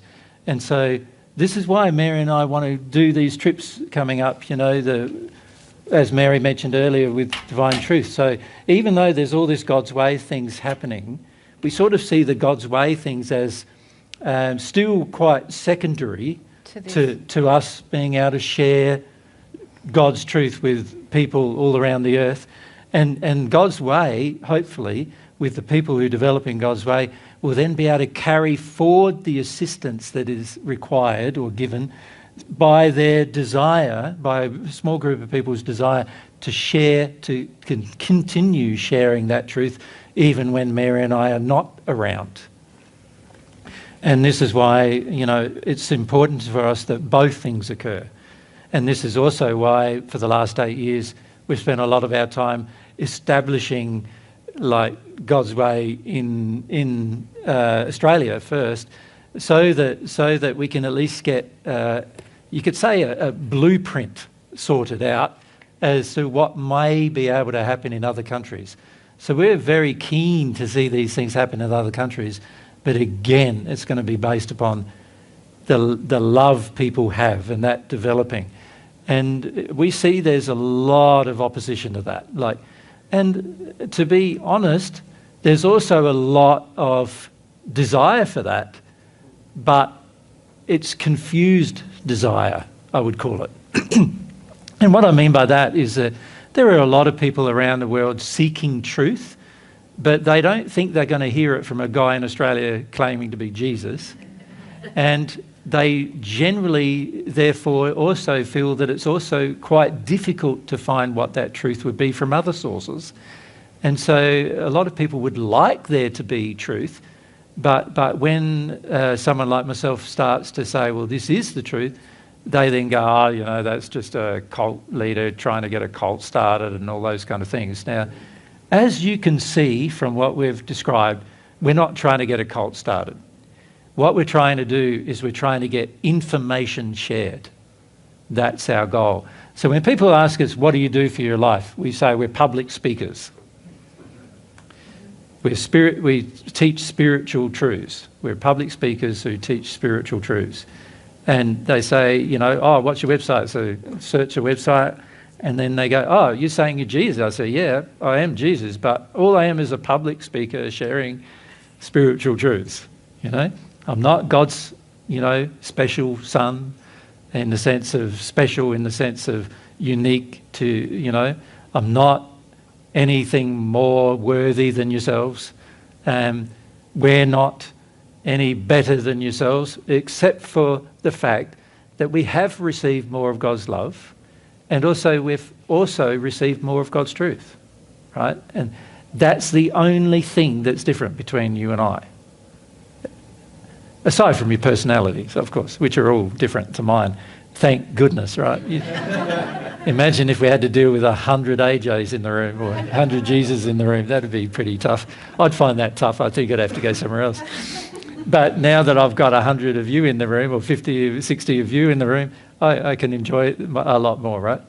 And so the key thing to do is to learn how to become yourself, but also to apply the truths. Like, if you apply the truths, happiness is going to be the result. And if you don't apply the truths, you'll kick yourself later. You will, because some point down the track, and probably in the spirit world, if you don't apply them now, in the spirit world after you've passed, you'll realise you had an opportunity to apply them while you're on earth, and you could have made a whole heap of changes while you're on earth, and you could have enjoyed your life on earth better, as well as when you arrived in the spirit world, it would have been more enjoyable as well.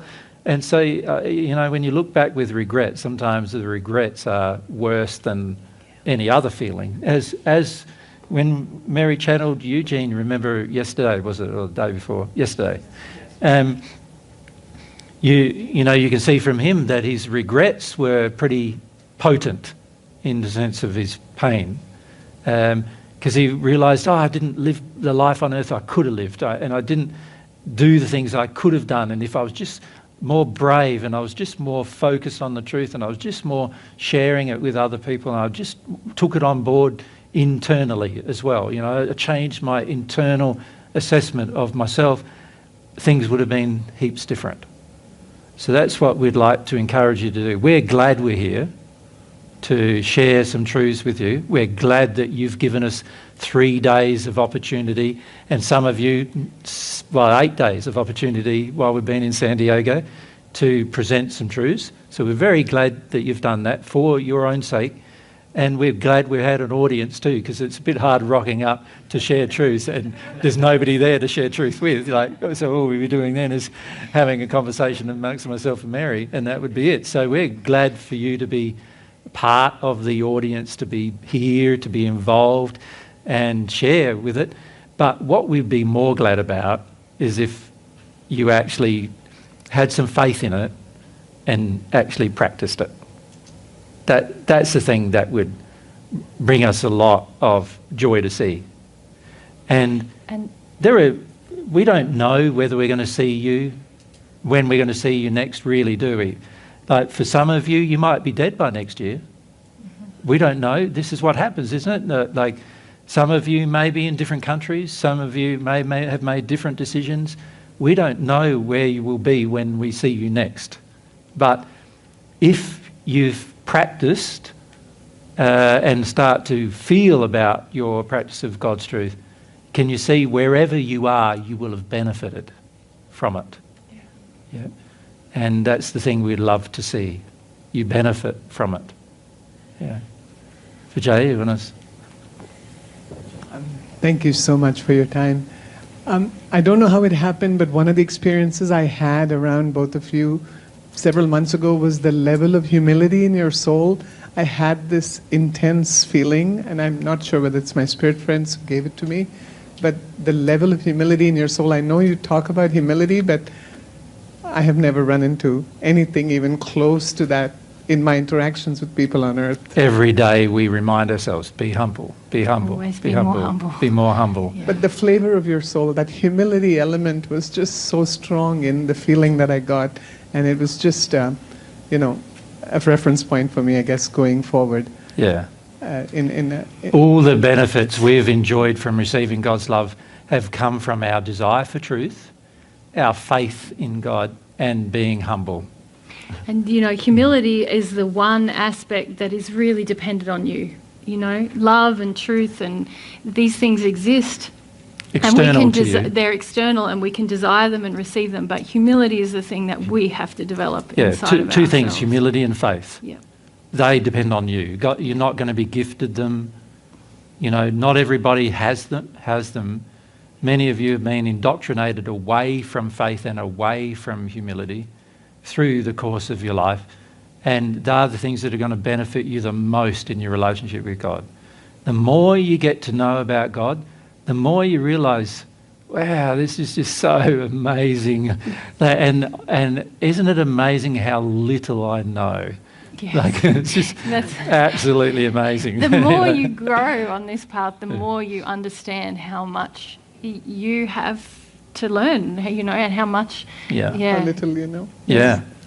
And the beauty of humility, if I can say this, humility is the quality that leaves you open to learning more things.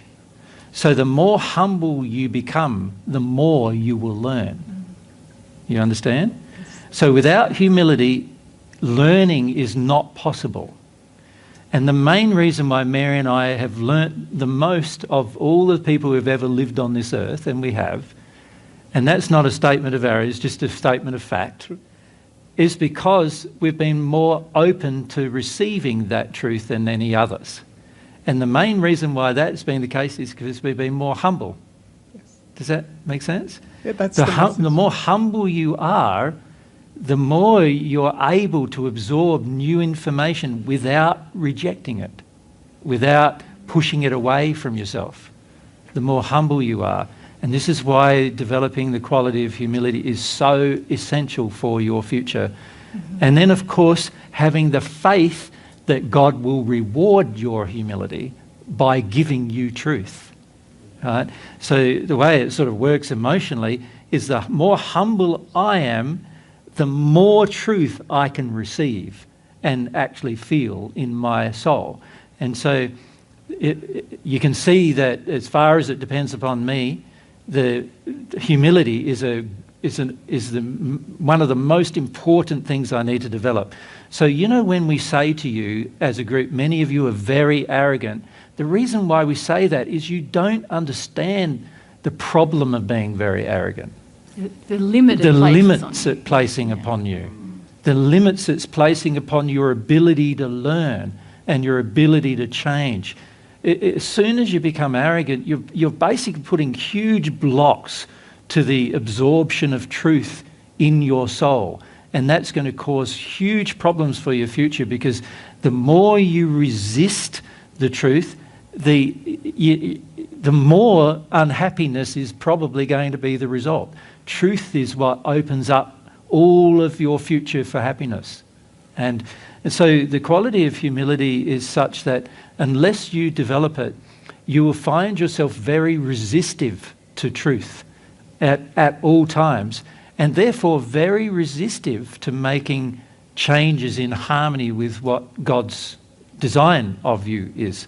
So like, I find the quality of humility so important, because without it, and this is why I keep saying to many of you, without this humility, the emotional absorption of truth becomes impossible.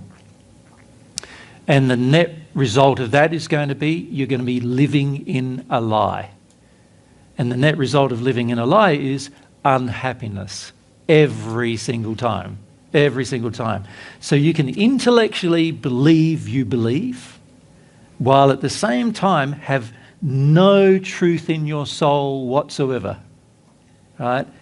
Because of the lack of humility that exists in your soul to be able to absorb truth. Yeah. And so a person who's humble absorbs truth easily. You don't keep your own opinions anymore. They don't matter anymore. It doesn't matter what you think anymore. It doesn't matter what you have to feel anymore. Your emotions don't matter anymore either, because if you've got to feel what you've got to feel, well, feel it. You know, there's no other answer to that than just feel it. If you You know, if you've got to let go of false beliefs you have, well, let them go, because the more you let them go, the more humble you become, and the more humble you become, the more truth you'll absorb. And so the only way that you're going to find yourself progressing for your future is to develop those two primary qualities, humility and faith. Humility and faith. The truth is external. The only way it's going to become internal, remember we started our discussion, didn't we, on Friday like this? Yes. The truth is external. The only way it's going to become internal is by you exercising faith, which, remember we said this morning, is a soul aspiration for it. And then also by being humble, because without humility, you will not absorb the truth presented. You will not be able to. Yep. Yes, I mean, in summary, when I did the homework yesterday, that's what came out. Yeah. The level of resistance inside me that I had to work on in different areas in my life was the theme of the individual things. Yeah. And so after a while, what happens, Vijaya, is you end up recognizing that actually it's almost like forget everything else for a moment. There's really only two things I need to do. Right, so you know how most of us are worried about our life, and we're worried about our families, and we're worried about, you know, getting enough money to live, and we're worried about all sorts of things. Really, there's only two real things that we really need to worry about that is going to help the rest of our life. And the first one is to develop a soul aspiration to change in harmony with God's love. The second is to develop the humility to accept God's truth. They're more important for your life than any other pursuit you could have. And ironically, by pursuing those two things, a lot of other truthful things will come to you that you'll also enjoy pursuing, right? So, but if you have that as your primary pursuit, a lot of things will change. As I said, I think on Friday, seek first that kingdom and everything else will be added to you. All the knowledge you can imagine, all the experiences you can imagine, all the love that is available to you, that you can imagine, far beyond what you can imagine, is available to you as long as those two qualities are developed. If you don't develop them, then the opposite is also true. They will not be available to you. The love will not be available to you. The truth will not be available to you. It will not enter your soul. It will enter your mind, but your mind's pretty useless. You know, it's a tool used by your body to function, and it's incapable of true assessment of anything. It's capable of some logic at times, but only when the soul doesn't have opposing emotions. And so, you know, at the end of the day, it's not really very logical, and this is why there's many spirits who come to talk with us, Mary and I, over the course of many years, and they think they're going to trick me with their logic, many of them. Like, so there is all these spirits who come, natural love spirits in particular, and as soon as we boil down to some functional things, they're going, this logic is so confronting because it's based on the truth, and a person can be, if they're connected emotionally with themselves and connected to their soul, connected to faith and humility, you will become an extremely logical person by doing this as well. But it will be logic based upon what's going to benefit your soul, not your mind. And it will be a feeling-based logic. Like, feelings will appear. So this is how many of you ask me a question and I'm off, right? And, you know, when I say I'm off, I don't mean I smell. I mean that, you know, you ask me a question and I answer it pretty much instantly. And that's all based upon what your soul is capable of doing. You don't have to think about things so much. Your mind can't sort things out. And there's, you know, in your future, you'll find if you continue to progress God's way, you won't hardly need your mind at all. And you'll be using your emotions all the time to assess, and it will be all loving assessments as to what is truth. So that's what we'd recommend for you. Yep. Thank you. Yep. Just one other question, which is probably on a different topic, but related. One of my Catholic friends who came for one day and didn't come back and quoted John 14. I'm not a Bible. I don't claim to know the Bible, but I did look up that verse about where you say, "I am the way, and the way to the Father is only through me." Yeah. And so his logic was, well, I have to believe in Jesus being special, because without that, if he were like us. Yeah, but I wasn't saying when I said those words, I did say those words, but I wasn't saying that I'm special. I was saying, like, the very first person who learnt these truths was myself. So the way you're going to learn them is from somebody that I've shared the truth with, whether that's me personally sharing it with you or somebody I've already shared a truth with that's sharing it with you. That's just the way it is. It's like there's a first person doing everything. There's a first person who designed the first plane. There's a first person who started doctoring. There's a first person who started every form of thing you can think of on earth. If there was somebody who was first, I just happened to be first at this thing, right? Now, there's a benefit to listening to the person who was first, and that is they probably know the most about it. It's just the way it works, right? They've had the longest experience with it, of course. So our soul has had the most experience with God's love than anyone that has come from this earth. I'm not saying from other earths. From other earths, there are similar people to ourselves who were first. And we will remain the first because we were the first. It's as simple as that.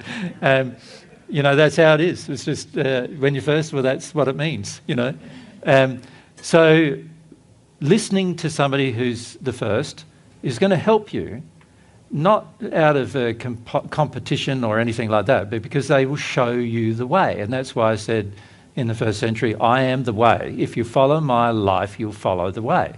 How I live my life is the way, right? That's the way God taught me to live, and that's the way that I'm teaching you to live. And it's one way. It's not multiple ways. There's one way. And that's why I became the way. It was just through being the first one who found that truth. That's all. And to me, it's a unique. The feeling in me is that it's a unique privilege, right?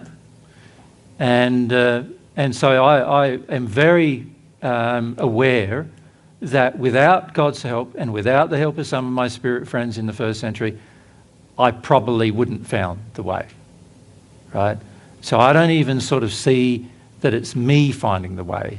It's just, it came upon me sort of thing through God's help and through the help of others, and many others actually, some of whom are still helping Mary and I today. And so for me, it's just, we found the way, this is the way, it works, it's God's way. If you can follow the way, it'll be great for you too. You know what I mean? And there's no sense of, in that, there's no sense of competition or superiority or feeling that we're special in any way, aside from the fact that we're first, right? There had to be someone that was, and we happen to be the first.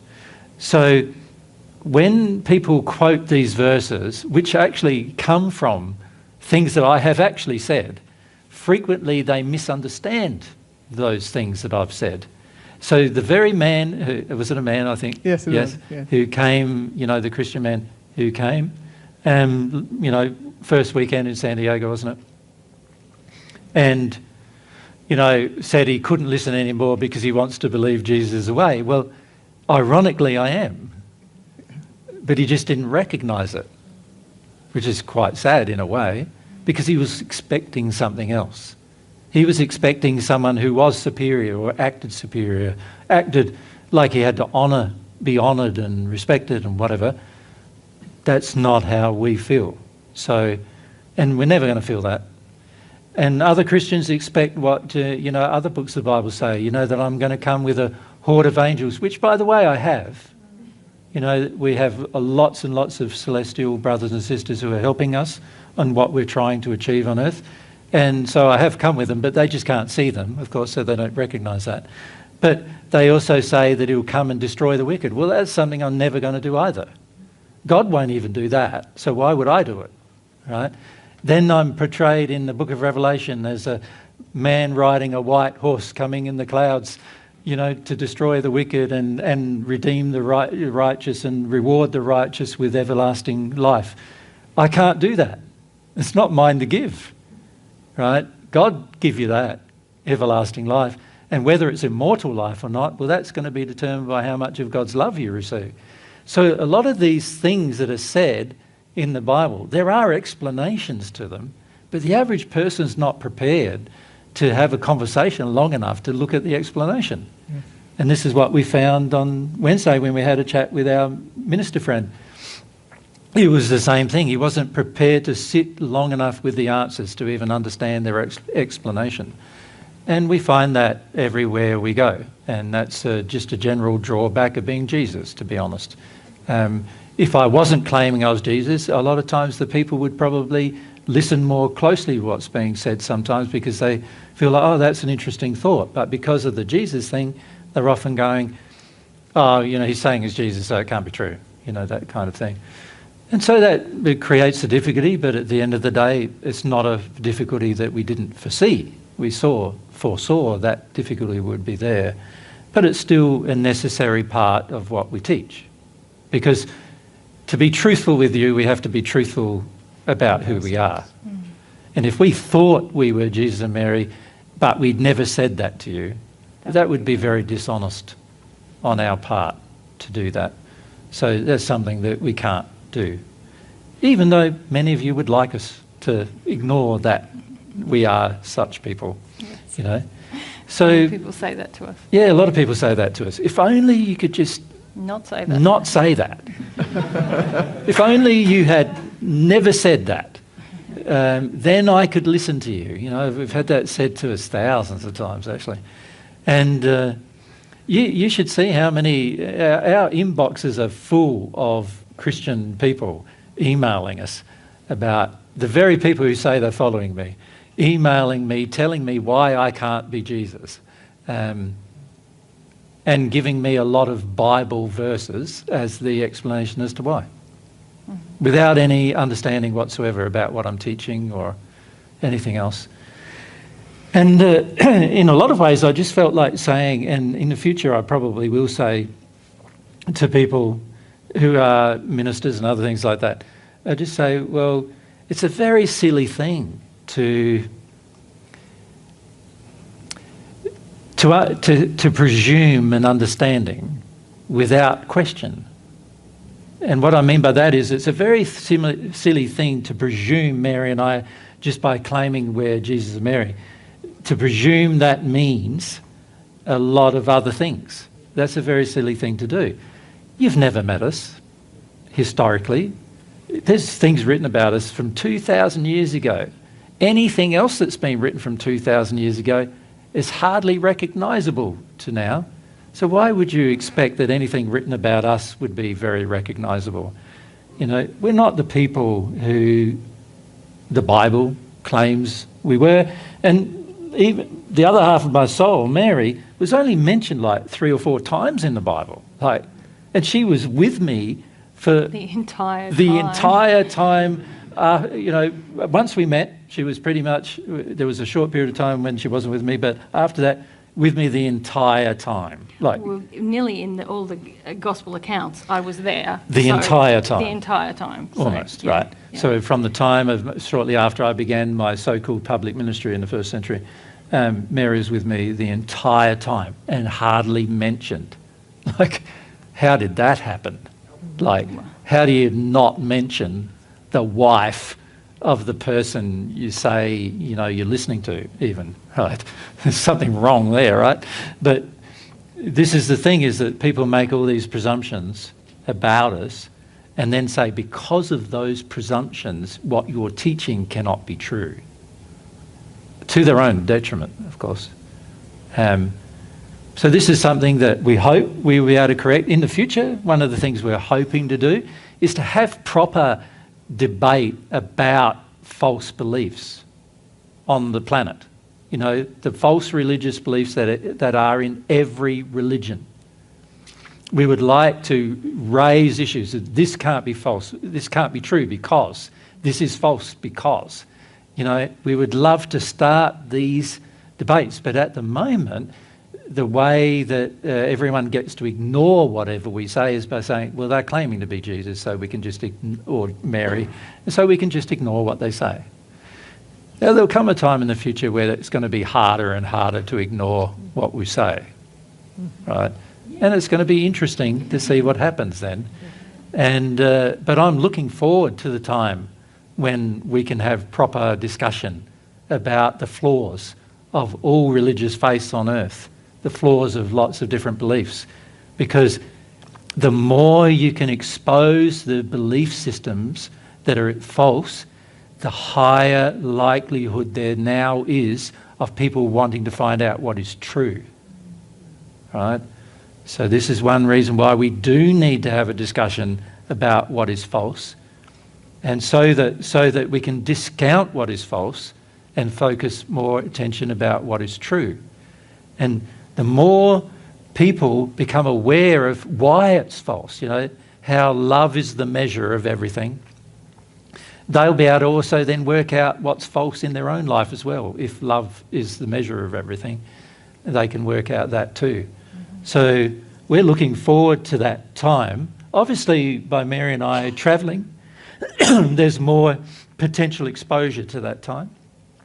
But still, the main focus of the spirits who follow us around attacking us is to just attack who we are so that people don't listen to what we teach.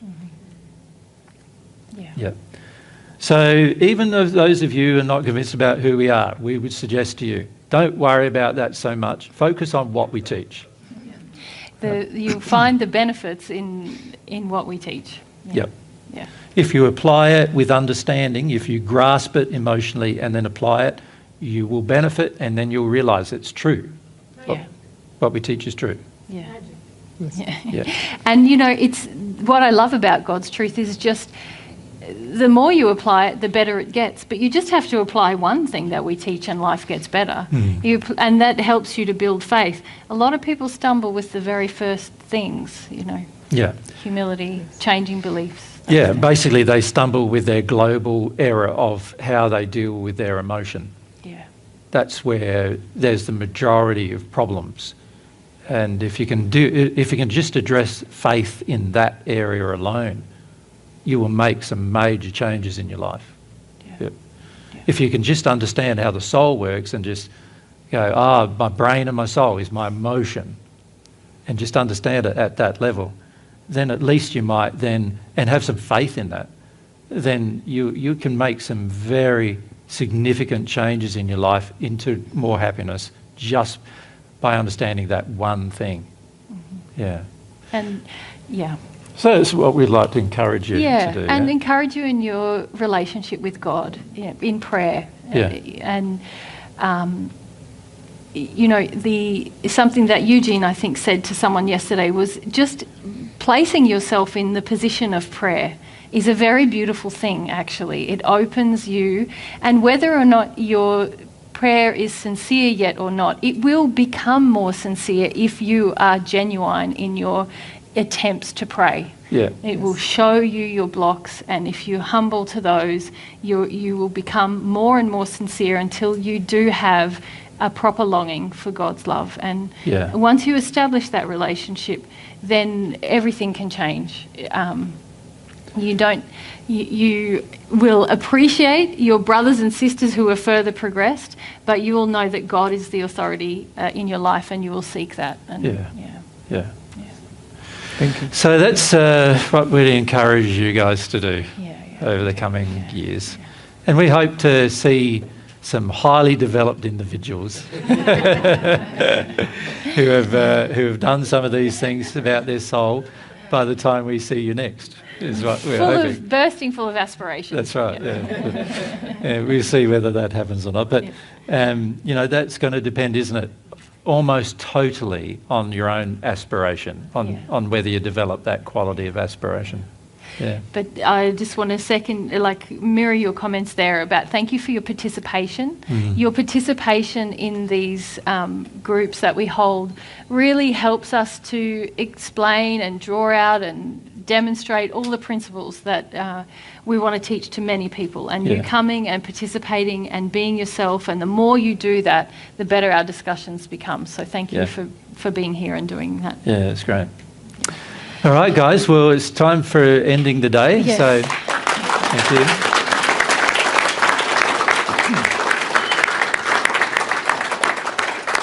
Thanks, guys.